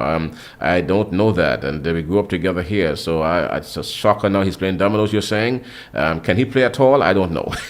So also. From Bundy, yes, Bundy, and us Nanton, wishing you all the best today. Thank you for your expertise and exceptional service to the Anguillan community, Bevan. Hope you had a most enjoyable day yesterday, and your way with, your way with Thanksgiving as well. All the best to you, the B Connection, Bevan, Cool FM, Brother Bevan. Happy birthday to you, sir, and enjoy. Hope you had a great one, but I did not know you played dominoes. I did not know that, so maybe you should play a game one day, and I'm guaranteed to beat you there. Yeah. So, Bevan, good morning to you, sir. All the best to you, man. Have a great one. Okay, brother. Hope you had a great one yesterday on your birthday. Ambassador, the guys down there at the barber shop one time. All the guys, man. All of us, your Soul Valley family, wishing you all the best on your day one time. Hope you had a great one. Also, Kathleen Fleming. From your siblings and your son, James, and the other children, daughter-in-law, Sandra, the family circle, Nurse Judith Gums, and staff and clients of JTC Home, and Nurse Nanton, Rashad Reed. Happy birthday, Rashad, from your parents, Sebastian and Jackie, and your grandmother, Dora Thomas, and the siblings, the daughter, aunts, and uncles, and the friends and family circle, and Nurse Nanton, all of us here, the Soul Valley family. Rashad, enjoy your birthday in a big way, man. Cut the cake, celebrate, have a great one, all right? Tajani Gums from your mom, Tyler, your dad, grandmother, Tiffany, Dora Thomas, and the nieces and Judith, and the nurses Judith Gums and Faye Astafan, Jackie Reed, and the family circle, and Nurse Nanton, wishing you all the best. Tajani Gums, hope you have a great one today. Enjoy to the max, okay? Also, let me now say good morning. Today, the 30th of June, we extend birthday greetings to Myrna Sasso. Myrna, happy birthday, Myrna. On this your day, from the siblings, the family circle, the clergy, the congregation of the St. Augustine Anglican Church, Marsden, and the Sandy Hill community, and Nurse Nanton, us here on Klass FM Radio. Gotta wish you the best, Myrna. On this your day, have a great one. Enjoy your birthday to the maximum. Yeah, Klass FM here in the morning time, okay? Also now, let me now say here, as we move along here this morning, I'll pick back up my threads here this morning. I want to get back into where we were. Yes, and also now, let me also say now good morning to Shanicia Spencer, Muriel Lake, from your children, the grandchildren, Leonard, and the family circle, the Busbys, the Brands, the Christopher, and Simpson families, and Nurse Nanton, Dr. Devona Richardson, Lady Passion. Her birthday today as well in the UK, from your siblings, the children, the family circle at home and abroad, Eula and Bevan, and the staff of Cool FM, Radio Gloria, and Asher, the Lakes, and the Richardson's families, and the Hulls families too, international community, and Nurse Nanton. Have an enjoyable day, Devona. Shandisha Fleming, Bevan Woods, the man Stopper. Stop on the strip right there by Shambu. Look at that today, Bevan. Our Stopper's birthday, just like that. It's like magic. Good morning to you, brother, one time. From your siblings, the children, and the grandchildren, Mayor, and the family circle, and the Chantal, and staff of Radio Anguilla, UBR, Teacher Janice, and Grace, and Barbara Bundy, the Rain community, and Nurse Nanton, wishing you all the best on this your day. Javon Clark as well. Happy birthday, Chelsea Brown. Happy birthday, Derek Lake. Happy birthday, Leandra Cunham. Janique Hodge. Happy birthday, Kevin Harley, from your mother as well. Happy birthday to you as well in the family circle. And as Nanton, also we have Eticia Hodge, Janelle Bryan, all but celebrants today from the Bryans and the family circle, and Teacher Janice. Also, we have Patsy Niles and their Northside. Patsy Niles, Mama Patsy, I got to say good morning. And happy birthday to you from the siblings, the children, the grandchildren, the family circle, Annette Petty, Ina, and Juliet, and Teacher Janice, and also Tracy. Wishing you all the best on you today, Patsy. All of us here, we wish you the best. Sixers community, and us, Nanton, wishing you all the best today. Enjoy your birthday in a big way. Bernadette Hanley from your family circle, the Hodges, and the clergy, and the congregation of the Ebenezer Methodist Church. Yes, and from your son Patrick, that's Baby Roy. Patrick, man, growing up, and Patsy is a wonderful soul for sure, and the Sonny King, Arvel, the whole crew wishing you the best, okay? And yes, Nanette, the whole crew. So Sylvester Hanley, okay, so all right, so Shanice Davis, yes, Simpson from your family circle, the Busbys and the Christophers and Simpsons families, and us Nanton. We have Shadina Richardson, happy birthday, Ricky Richardson, Anita Hughes from your husband, children, and the family circle, and Marlene. We have Jerry Richardson, Shanika Charles, Dolores Hodge, Lania Simpson, also parents from your parents and the mother and father-in-law, Barbara and Ralph, and the daughter, Nevea, and the family circle, the Busbys, the Brands, the Christophers, and Simpson families, and Nurse Nanton, Gary Richardson from your family circle, Barbara and the Bundy. Wedding anniversary greetings we extend now to Orlin and Carl Reed. From your siblings, the children, the family circle, the Busbys and the Bryans, the Christophers and Simpson families, and Nurse Agatha in the UK, the clergy and the congregation of the Church of God Holiness and Marsden, and Nurse Nanton, and of course us on Klass FM Radio, wishing you all the best. And to the graduates of the class of Campus Q who graduated yesterday, and the students of the Valley Primary School graduating today, congratulations on your achievements, every success in all your endeavors. Kindly keep in memoriam Eva Reed, who would have died on this date. May her soul, Eva Reed, my great aunt, Aunt Eva, okay, on this date, and may her soul continue to rest peacefully, all right? So the quote of the day, success does not come from what you do occasionally. It comes from what you do constantly, by Mary Forleo, all right? A memorable, last day of June is wished to all while you await to embrace the new month of July with positive anticipation from Teacher Janice, Grace and Barbara, Nurse Augustus, us on Class FM Radio, and also Class FM Radio, Gab's Party Store, your family circle, and Nurse Nanton, right? So, wishing you all the best on this your day, all right? So, guys, that's our celebration program for this morning. To say now that you can join us here, that's you can join us here. That's tomorrow morning around the same time for another presentation. So let me again, I want to say now good morning now as we wanted to circle back here and extend happy birthday greetings to a number of persons quickly here. I want to say happy birthday to Lady Passion. Lady Passion, good morning. Happy birthday to you. I also want to say happy birthday to a number of persons just trying to pick up my threads quickly here as I move along here this morning. Class FM Radio 92.9 on this Tuesday morning, folks, and it is Tuesday morning. It is Tuesday morning, that's for sure. It is Tuesday. It is June 30th in the year 2026. All right, so we're about now to. I want to say, I'm trying to get me a thread quickly here. I need to just shout out someone one more time before we conclude the segment here this morning. Yep, so I want to say here, okay, good. So let me now say good morning and happy birthday to Dr. Devona Richardson, Lady Passion, in the UK, from your siblings, the children, the family circle, at home and abroad, and Eula, Bevan, staff of Cool FM Radio, and Asham, and the Lakes, and the Richardsons, and the Hulls families, the international community, and us Nanton. Have an enjoyable day, Lady Passion. Enjoy your day to the maximum. Enjoy this your day to the max. Okay, well, folks, that's it there for your celebration program here for this morning. To say here now that you can join us here. You can join us here. That's tomorrow morning around the same time for another presentation. We thank you for listening. Right now, folks, we're going for today's SIP program, and our today's SIP program is brought to you by Coffee O'Clock location, the Caribbean Commercial Complex. Here's our today's SIP program for this morning. Here we go. A blessed and beautiful day to one and all. This is your SIP for today, and it's brought to you by Coffee O'Clock. Your word comes from Jeremiah chapter 7, verses 1 to 4. And it reads, "This is the word that came to Jeremiah from the Lord. Stand at the gate of the Lord's house, and there proclaim this message. Hear the word of the Lord, all you people of Judea who come through these gates to worship the Lord.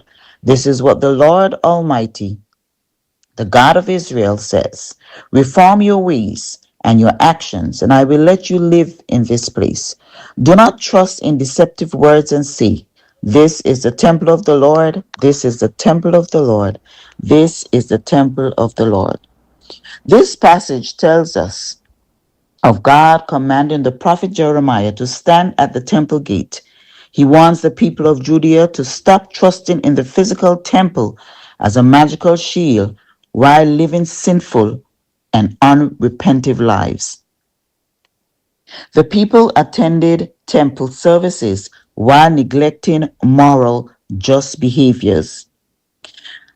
The chant that they did 3 times, "This is the temple of the Lord," reflects a replaced belief that physical proximity to the temple guaranteed safety.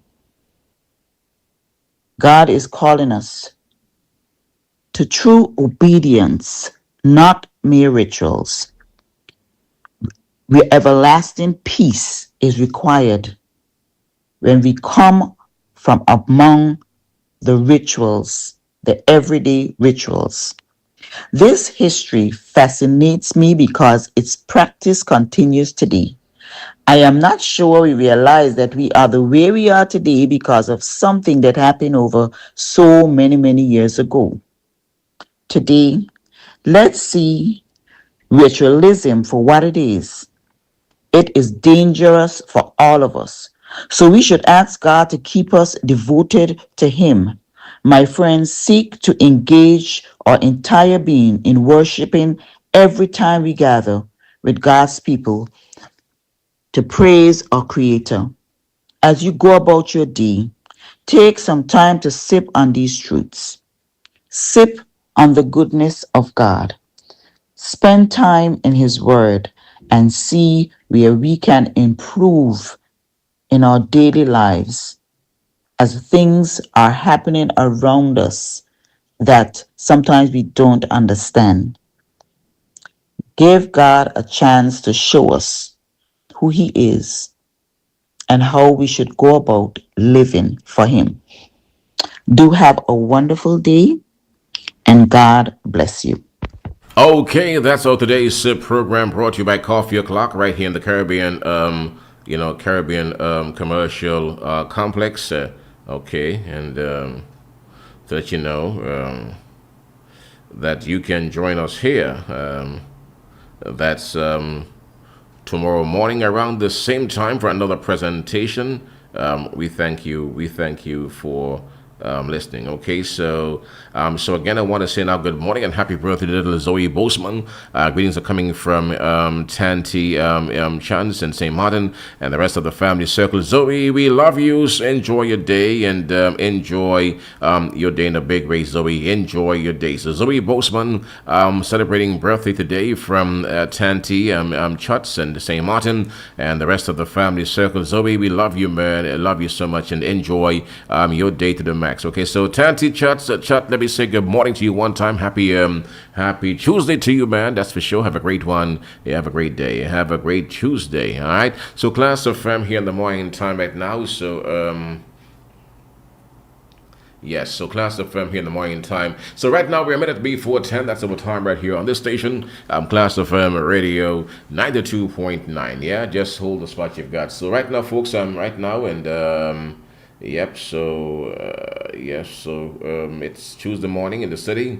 It is month end, that's for sure, and lots going on around here. And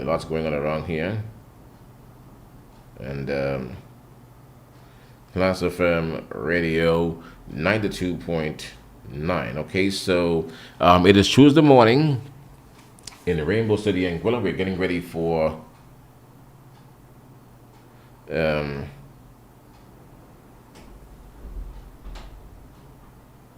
well, it's midweek coming up right now. Lots going on around the place. Lots going on around the place right now for sure. There's a whole lot going on, man. And we are here with you on top of the things that are happening. And yesterday was a beautiful graduation ceremony there at the Mount Fortune Church. And yesterday we would have witnessed the graduation of 172 students from the Anguilla College Comprehensive School. Very significant. And yes, last night on the program, I would have mentioned to you, I would have explained to you the significance of these graduations and what it means for the country Anguilla. And last night on the program, I also would have spoken at length about the brain drain that continues to plague our country Anguilla. I would have told you last night that we are training these youngsters up to secondary level, and they're going outside for tertiary higher education, level education, and they are not returning for the most part. Most of them, the majority of them, remain overseas and provide service to other countries, and that is a very sad thing for our country. So the taxpayers of Anguilla, we train youngsters, bring them up from kids up to 15, 16, 18. But then when it comes to the more productive aspect of their lives, when they can produce really a lot of work, really, that production benefits other countries. So last night I spoke about that on the Monday evening program. It is something that we need to think about. It is an area that we need to ponder, deeply, comprehensively as to how we can support these youngsters a bit more and create the incentives to bring them back home too.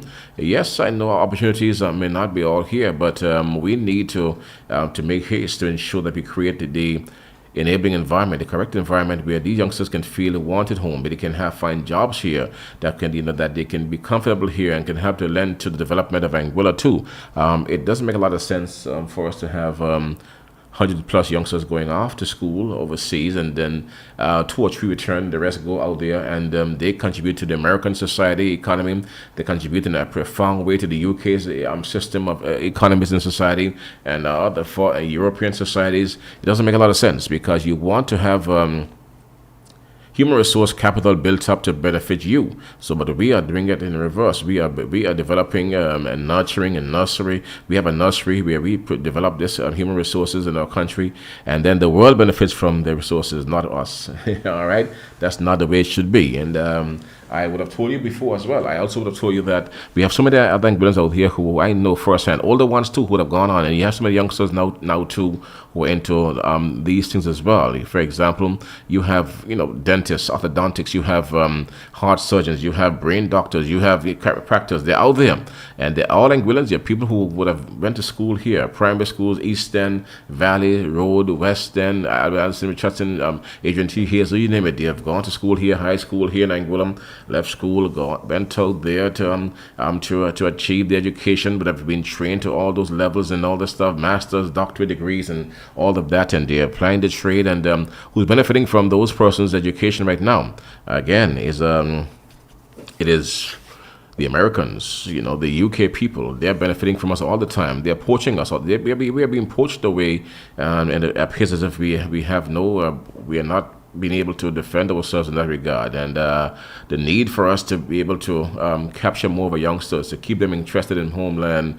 is important, because most of them guys are going. I am telling you right now, I had that same thing here with me as well. My son left here to go to school, and he's in the USA, and the USA is a place the opportunities are abounded. You can do a lot more there, a lot more work, a lot more things you can do, a lot of activity you can do there. In Anguilla, you hear not a whole lot going on, really and truly, right? So they are forced to be outside of the land. So you have to create those environments for them to do a lot of things, really and truly. I mean, I have a lot to do here, but a lot more to do, but those guys are out there, and they can make a lot more money too, because what I can do here quickly and make 10, those guys can do the same thing and make 50 and make 60. So you have that going for them as well. So you how do you compensate these youngsters who are out there, who have the skills, who have the training, have the education, and they're the first world right now, and they're seeing first world things too. And what those guys love is the first world is that things happen easily as well. For example,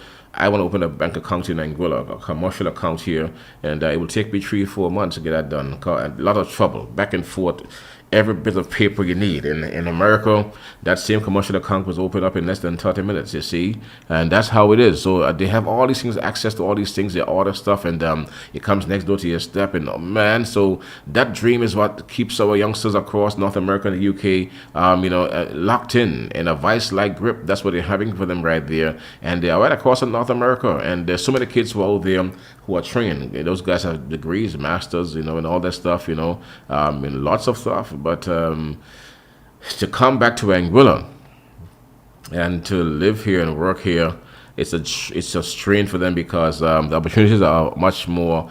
They're vast out there. Yep, they're vast out there. These opportunities in a big way. They have all these things that they can access there that they just can't have access to here in Anguilla. So those things are keeping the guys. And there's so many kids out there. I mean, when I speak to the kids out there, guys who are out there, but they're big men now. They're no longer kids. They're big men. They're 20s, almost 30s. These men out there in the field, and they are working and living out in North America, and they feel as if they're home. They come home, yes, but for them right now, it is North America. So how do you bring them back to the land? What do you do to attract them back here? And this is the case for many, many families. You have thousands of youngsters who would have been through the school system here.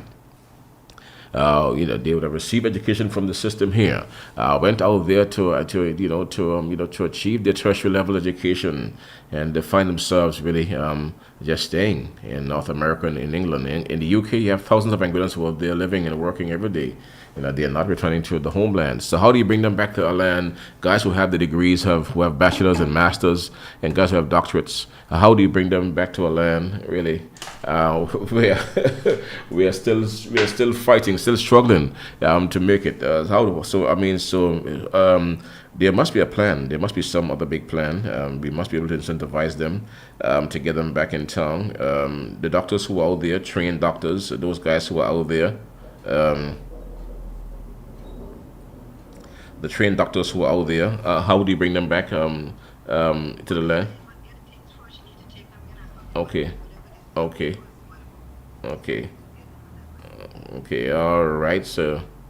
All right. So, yeah. So, how do you train? How do you get these guys to return home to provide service for you? Again, they have all these degrees. They have all that stuff out there. A lot of people out there. I guess time,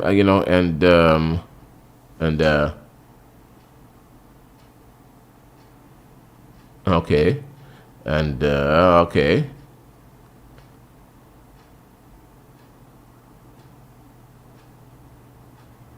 Okay, so Klass FM radio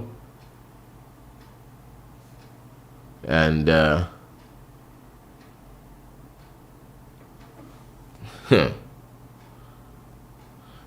Klass FM radio 92.9 in the morning. To get some notes, check my notes here. Someone tell me about how to get the kids back to Anguilla. Pay them more money. Pay them. More money, yeah. Incentivize them to return home with some dollars. Well, that too can really work if you pay them the money. Someone said incentivize them, pay them more money so they can do a lot more.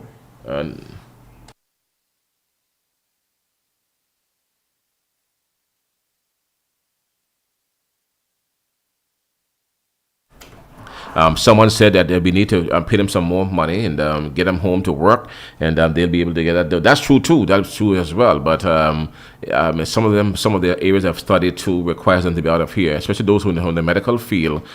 Their study area, they need to practice on a certain level of patients in order to remain compliant to be their license regulations as well. For example, like Nielsen, Kyle Rogers, who's orthodontics. Those guys who does maxillofacial stuff, who repair your face, usual bones and all the stuff when you're damaged badly and you're broken jaw bones, all the stuff. Those guys would have to be in America to practice that stuff on a regular basis, because in Anguilla you don't have a broken jawbone every day. You don't have one every week, every month. You don't have an accident where people's faces are just messed up and mashed up every day either. But those guys does that stuff out there on a regular. That's one example. People like our former premier, Dr. Ellis Webster, who is the Ivy League and A1. He's a A1, a top league surgeon, ENT. That guy, he's an Anguillan, but he's a top-notch, one of the finest in the world, I've been told, when it comes to ear, nose, and throat surgery. He's one of those persons. Those guys have to work in America. They can't be here all the time. They have to be able to practice that stuff up there. You can't pay them really to be around here either. That's what they do. They work for big money, real big money. Those guys are big money guys. And Dr. Paul Webster, right, brother, those guys are big people, you see. But they can provide service to Anguilla, going off and on. That's why Neil Rogers' plan, I think, is a good one, to have the equipment here. They can come in and do the surgeries and keep moving, because you can never have you will never be able to have them in Anguilla on a constant basis doing the work, because it's just not enough for work here to keep them in practice, you see. So you have to bring them in and let them go, and that's maybe the best way for us to do things as well. Now, that's my plan really now too, because I recognize that with internet, the guys ain't much be on the ground to get things done. In recent times, I've started to do that as well. Those guys are North America. They're there. Well, we can work from here and there, and that's how it can work that way too. It can work that way as well. You can do a lot of work because they're there, and you can't really pay them to be on the ground. Those guys to be working, because that's how it is. But we have to have a plan though as to how to really utilize the services of our people who are in the first world, because they have experiences, and the first world is benefiting big time from the work of the Anguillans. A small country, but a lot of resources that are out there, we have them in all fields, science, education. I mean, that's education too. You name it, all sorts of vocations. We have them out there in the world. We have the top-notch people out there. Small country, but a lot of resources that she has available to her at her disposal. Anguilla. We have everything that we need in the world. We have accountants. We have you name it. We just name it. We have them out there. Heart surgeons, vascular surgeons, they're all out there. We have everything you need in the world, really and truly. Really, we have them all there. We have everything you need, and really to get us there. Even on those, I was checking something here that on those long haul flights down from England now, you have Anguillan captains who fly into Antigua. Anguillan captains who fly into Antigua on those big long-haul jets. So you're everywhere. Anguillans are very strong people, are very powerful people, and from a small country, but we are huge in terms of our impact on the world. That's for sure, in a very big way. So enough of that for now. But just to let you know that graduation caused me to think a whole lot when I saw yesterday that we turned out 172 of those youngsters. My mind ran on all the things that these guys will be doing now. They intend to leave, and they have no return date in mind. That's the problem for me. No return date in mind, for sure. All right, so that's the plan. No return date in mind, and we need to have a plan as to how we can utilize their services once they're trained, and for the benefit of the development of our country, Anguilla. Some return, yes, very few, but for the most part, the guys who are out there, yeah. You recognize the growing population for the vehicles. Okay. We need mechanics, we need body men. Yeah. We need highly skilled people. Yeah, got them there. Especially in the technical part of it, diagnostics. Yeah, but you have them. But all of these are areas too. Yeah, but So I traffic. could mention it. But traffic, you have the guys. Yeah, traffic, you have the guys out there. The guys are there. You have Anguillans who are top notch in the world too in those areas. But maybe that's an area you can bring them in. But when you bring them to Anguilla, you have to provide them with a lot of incentives to keep them in Anguilla, because for the most part, those people who are trained at that level across the world, who are Anguillans, are hired by major companies, and they have the benefits there too, and all the good things. And most guys who leave Anguilla, they end up with some fine women from somewhere, whether they're Sri Lankans or Africans, they're from somewhere. They find a lady, you see, and after you find a lady and you begin to make children, then they hunker down there too. That's home for them as well. So you have to relocate them and their wives and their children too. All these things are real. This is a real thing, a real situation that we have to look at here. But you're right about that. We have a need for all of these areas with the electric vehicles, the EVs that are here now. You need top-notch technicians. But yes, the need to attract some people home. Maybe you have to pay for relocating them as well. Maybe you have to give them a decent salary. But there's some areas that you need to have them back home in for sure. Financial services, you have top-notch accountants across the world, and we'll have those here. People come in from overseas to do work for us on those levels. Maybe we can do a lot more to attract that. And our health system doesn't have to be this way. We have people who are professionals in terms of health across the world. Yet we have a health system that is in shambles, for the most part, not really what it should be. It is not up to that level as yet. Now it's beginning to come up there, thanks to McNeely Rogers and the team, the vision they're putting in place, the plans for it now. But really and truly, we have enough specialists, doctors across the world that should make the Princess the hospital here, a world-class hospital too. We have enough people to, a lot of areas that will have that to be a world-class facility, you see, but they are not here. They are overseas plying their trade. Dentists, heart specialists, bone specialists, you name it, they're all there. The skin doctors, plastic surgeons, everywhere they turn, you have them. And these guys and girls would have been to school at the Albina Lake Hodge Comprehensive School. They would have passed through that school over the years, and these are Anguillans. You see, they're out there in a big way. So how do you attract them back home? And home too have a problem sometimes. For some reason, when you're home here, the fight down is real as well. I oftentimes refer to my schoolmate Mario Brooks, who's in St. Thomas right now, and he's the Commissioner of Police for the U.S. Virgin Islands. And I told him the other day, we were talking some morning on the phone here, I told him that you could not have achieved this if you're in Anguilla. Not you. And he was one who went to school here and developed primary school for many years. I believe he may have lived in St. Thomas before, but we went to primary here for many years. He went to play around here with us too, marbles and pumpsweat trees and grape trees and picking grapes and pumpsarets and sloes, all that stuff.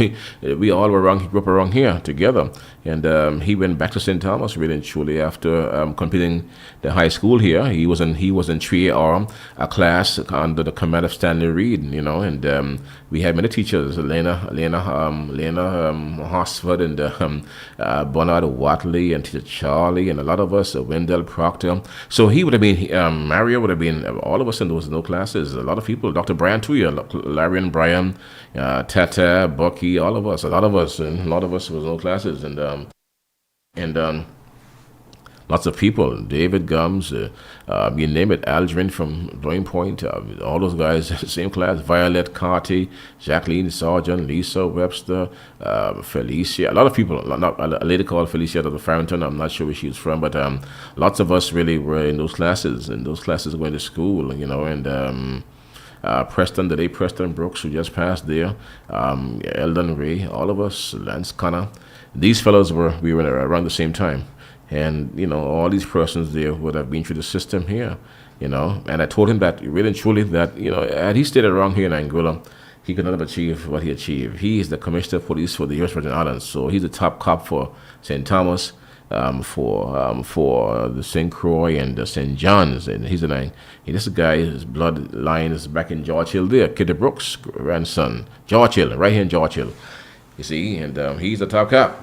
You see, so we have them there. In Anguilla, sometimes the youngsters complain of feeling unwanted, pressured by the older folks who keep even in the public service. I receive those reports all the time from our people, youngsters, who are saying they're trying their best, but they feel as if they're being stifled by the older folks who don't want to change and who are keeping them under pressure. I have many people who would have told me that youngsters would return home wanting to give back and found it difficult to stay here and then left again. You see, so all those things are there. But for sure, we must create a deliberate plan to be able to keep youngsters in Anguilla. Otherwise, we're going to have a problem. The brain drain is real.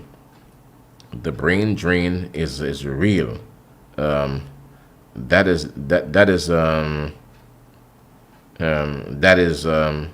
for sure.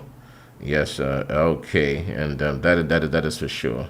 Someone says I must call Nita Brooks' son's name, the pilots in appearance. Well, yeah, Nita Brooks' son, Nita and Alan, those are my people. Delphine grandsons, those guys fly jets. I know that, and his parents, Alan and Nita, I know they fly jets down from London to Antigua. Those are more people. Those guys are my people. Those are Anguillians, and there are others too. Who I didn't know how to blow that trumpet all there. Someone said to call their names. Those guys are rustling those guys, but those guys, when they come to Anguilla, they hang out right in the corner all around here, because we all came from from right around in the same area. That's for sure. All right, that's for sure. Anyhow, guys, and but you have lots of people everywhere you turn. You have top captains, scientists too, You'll be amazed. One of the powerful ladies on the Amatis moon lander program, the moon lander program that is run by NASA. One of the top scientists there is one of a daughter of the soil, one of Keith Gums in the forest. Keith Gums, one of his daughters.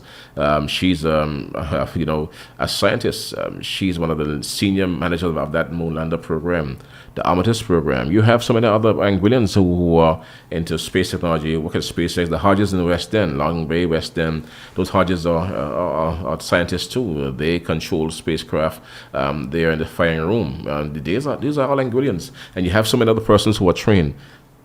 There's so many areas that that I can't name them all, but just to say that we have, when it comes to human resources, we have a vast reservoir, a rich reservoir of human resources that we need to tap into for the benefit of our people, for our country, Anguilla. We have it all here. We have it all here for sure, in a big way, right? So graduation time, when you hear graduations, these things come to mind, because I know for a fact that once they leave here and they go there, the first world gonna hold them. They're gonna squeeze them one time. They're gonna hold them, embrace them, because they want them to stay, because they want them to do work for them. They want them to work for them as well. I can see that. When I see people like my son, with cameras, and those guys run cameras, and the cameras cost $25,000 a piece, and $30,000 cameras. I mean, boy, for me, I can't make that grade. Those guys work with equipment that costs thousands of dollars. I mean, thousands of dollars out of equipment, cameras, audio pieces, and all that stuff. What to do? You imagine one camera costs about $30,000, and I mean, and that's the kind of thing that these guys work with all the time on a regular. Donley have a son too. Donley have a son that does that very same thing. Donley, what's his name? His Donley Jr. Donley Jr. He's a top-notch producer, a television producer, a radio producer, you name it, and he works with equipment. These guys, I mean, these are Anguillan people. Don, and Hart Jr. These guys this is what they do. They produce, they do all these things, and they'll do these. Frontline media people out there. So, but I found a way to work it out, because right now, just last night, yesterday, I had some stuff to do, and I can work it this way. I think I can work it from here. So when I need stuff done, just send off different and send it back. And I think that can really work too. Because really and truly, you can't have them here. You can't afford to pay them to be here. And these guys have master's degrees in these things, and they have all these degrees, and so they do. All right. So when I need support, I just lean so, and that in itself gives you a bit of comfort too. But there should be an Anguilla to be able to do a lot more for Anguilla. Those guys who are trained and outside of Anguilla.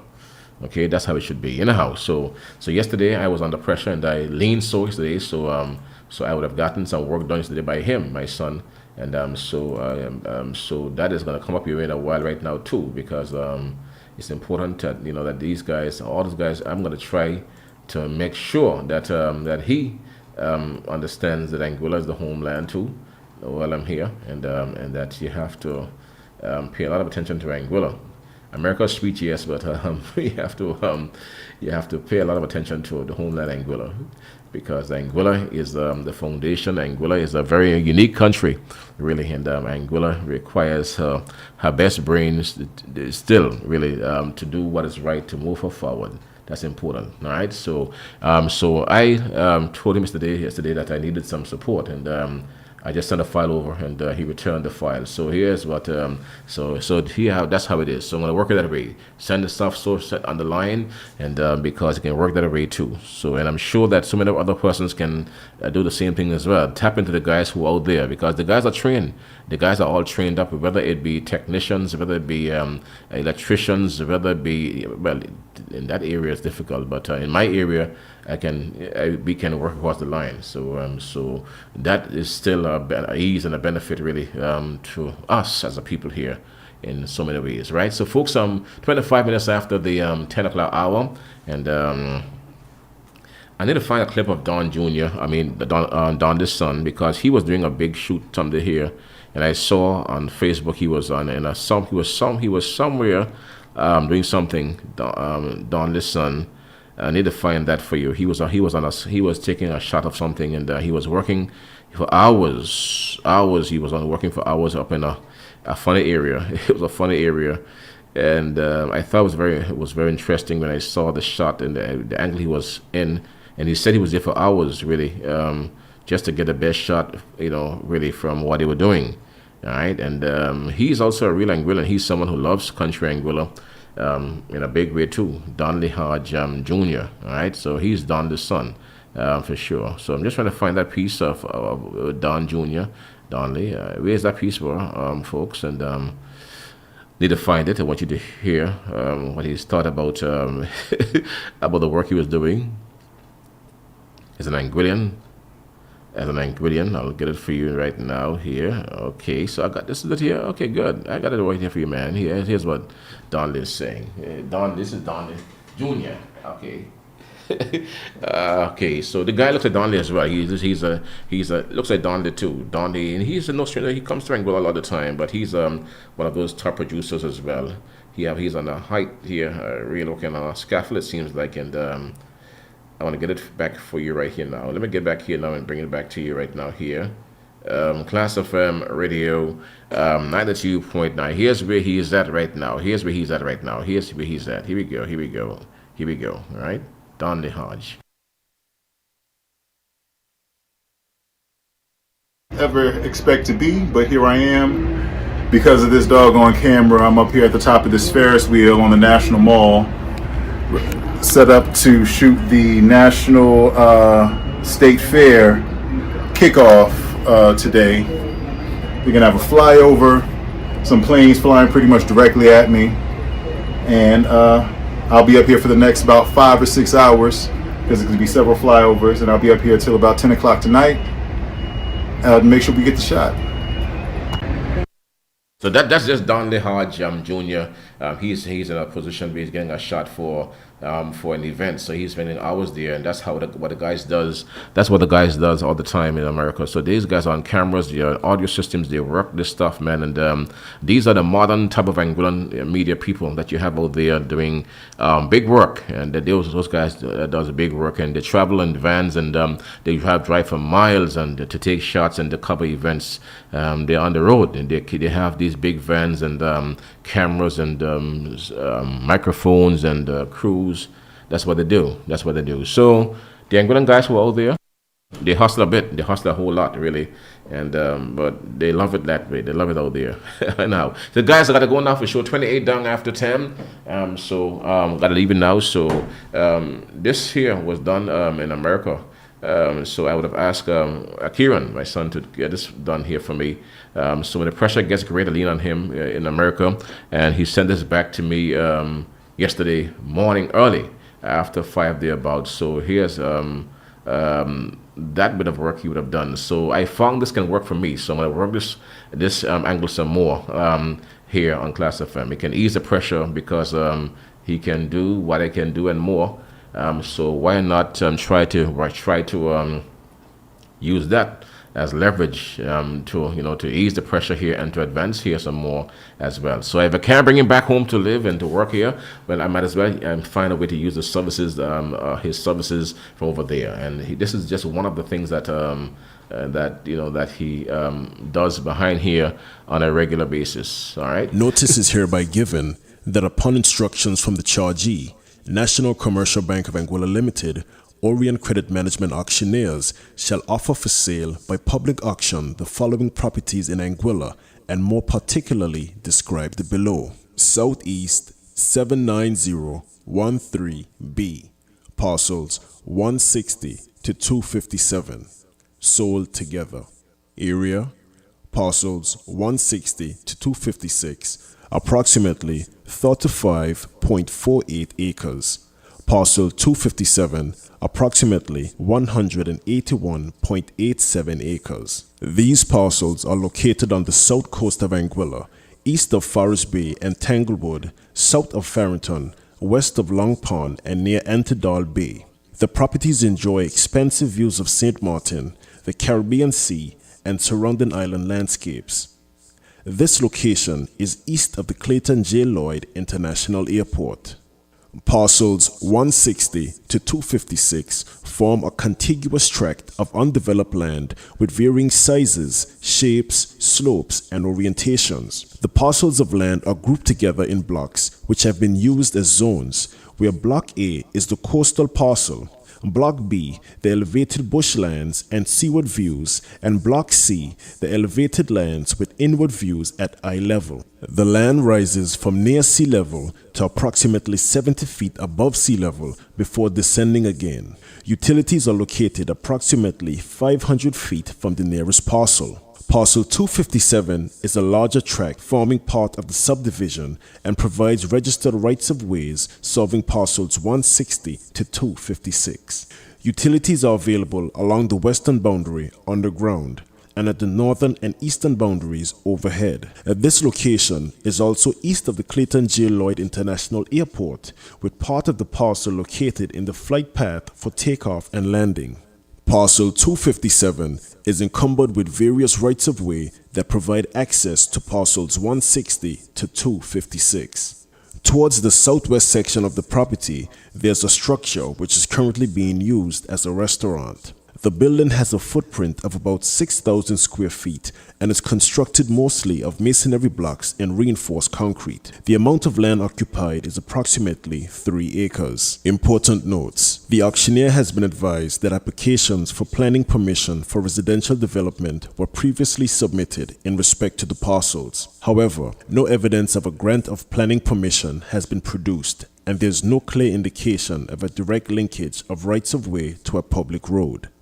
Certain parcels are located within the flight path of Clayton J. Lloyd International Airport. Further, the government of Anguilla has recently acquired 43.5 acres of registration, section Southeast Block 79013B, parcel 257, by way of compulsory acquisition for the expansion of the Clayton J. Lloyd International Airport. This area stretches from 18 degrees 12 minutes 11.45 seconds north and 63 degrees 2 minutes 2.47 seconds west to the southwest, which is about 100 feet north of Dames, which forms part of the property, to 18 degrees 12 minutes 27.26 seconds north and 63 degrees 2 minutes 14.63 seconds west to the northeast, which is about 150 feet before the northern boundary of parcel 257. The plan delineating these lands may be inspected at the Department of Lands and Surveys and/or the Physical Planning Department. An application for the title by prescription has been made by persons in respect of approximately 1.44 acres of registration, section Southeast, Block 79013B, parcel 257. There is no evidence that the application has been adjudicated. A copy of the application is available at the Department of Lands and Survey in Anguilla. If the applicants are successful, title to that approximate 1.44 acres will be granted to the applicants. Reserve price, all parcels, 160 to 257, US $27,175,950. North 58916B, parcel 318 and 319, sold separately. The subject properties comprise 0.69 acres each of undeveloped land in the north side/tackling area. It is about 1,000 feet northeast of Atelmi Apartments. The land is suitable for residential development. Reserve price, US $39,500 each. Cars Pond, 69015B, parcel 206. The subject property comprises 0.69 acres of undeveloped land and is located in the Stony Ground/Waterses area. The general area is a predominantly residential area where homes are in the average scale of the housing market. The property is flat and has a rocky type soil which provides a good bearing stratum for construction development.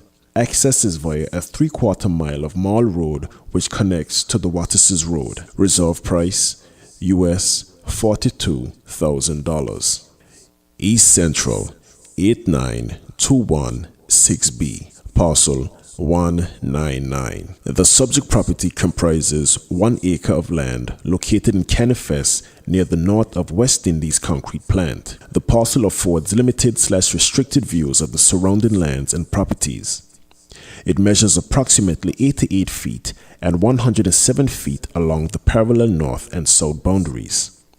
Its east and west sides measure approximately 137 feet. The property has an 18 feet and 25 feet right-of-ways benefiting it as access. Reserve price, US $60,000. East Central 89317B, parcel 72. The subject property comprises 0.25 acres of undeveloped land and is located in Island Harbor. The area is on a hill and offers a great view of the properties in Mount Fortune, Pond Ground, and on the Fire Hill to the east of the Cops Village. The general area is predominantly residential, and the homes are in the average scale of the housing market. Access is via about a 1 mile Mall Road, which connects to the Island Harbor Main Road, just west of St. Andrew's Anglican Church. Reserve price, US $17,000. North 58716B, parcel 272. The subject property comprises 0.30 acres of undeveloped land and is located in the north side area on the road to Brimagin. This area is in close proximity to the Black Garden area and away from the public road. The area is largely developed and is predominantly residential with a few middle and upper income homes and apartments. The area is accessed from the north side main road through secondary roads and rights of ways to the property. Reserve price US $20,000. East End 99416B.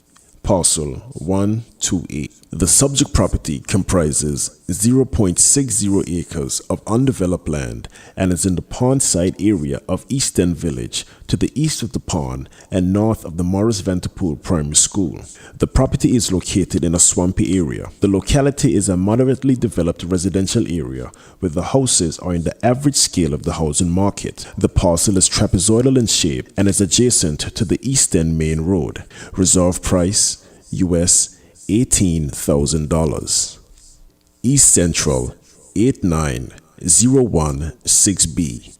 Parcel 47. The subject property comprises 0.50 acres of undeveloped land and is located in the Badcocks area at a relatively short distance from the Shoal Bay roundabout. The property fronts onto an access road that is currently mal paved and in fair condition. This site is in a sparsely developed area that is approximately 10 minutes drive from the town center and the airport and approximately 15 to 20 minutes by car from the main jetty at Sandy Ground and Blowing Point Ferry Terminal respectively. The land measures approximately 188 feet along the parallel north and south boundaries and approximately 116 feet along the east and west side. Reserve price US $31,000. Disclaimer: all properties listed will be sold as is, with all faults and without any warranties or representations of any kind, express or implied. All interested parties are responsible for conducting their own due diligence prior to bidding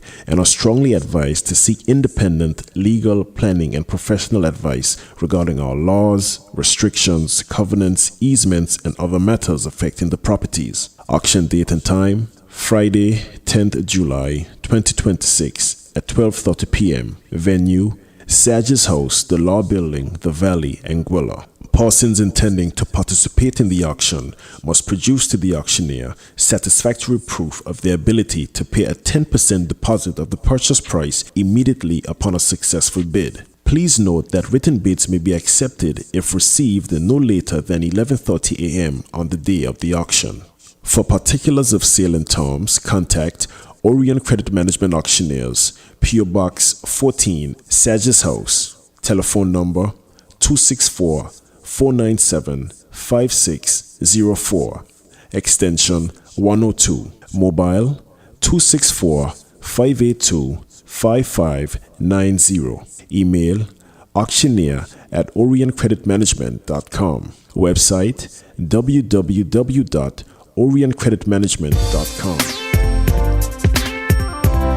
Broadcasting from Wilmouth Estate, Rock Farm, Anguilla. This is 92.9 Klass FM.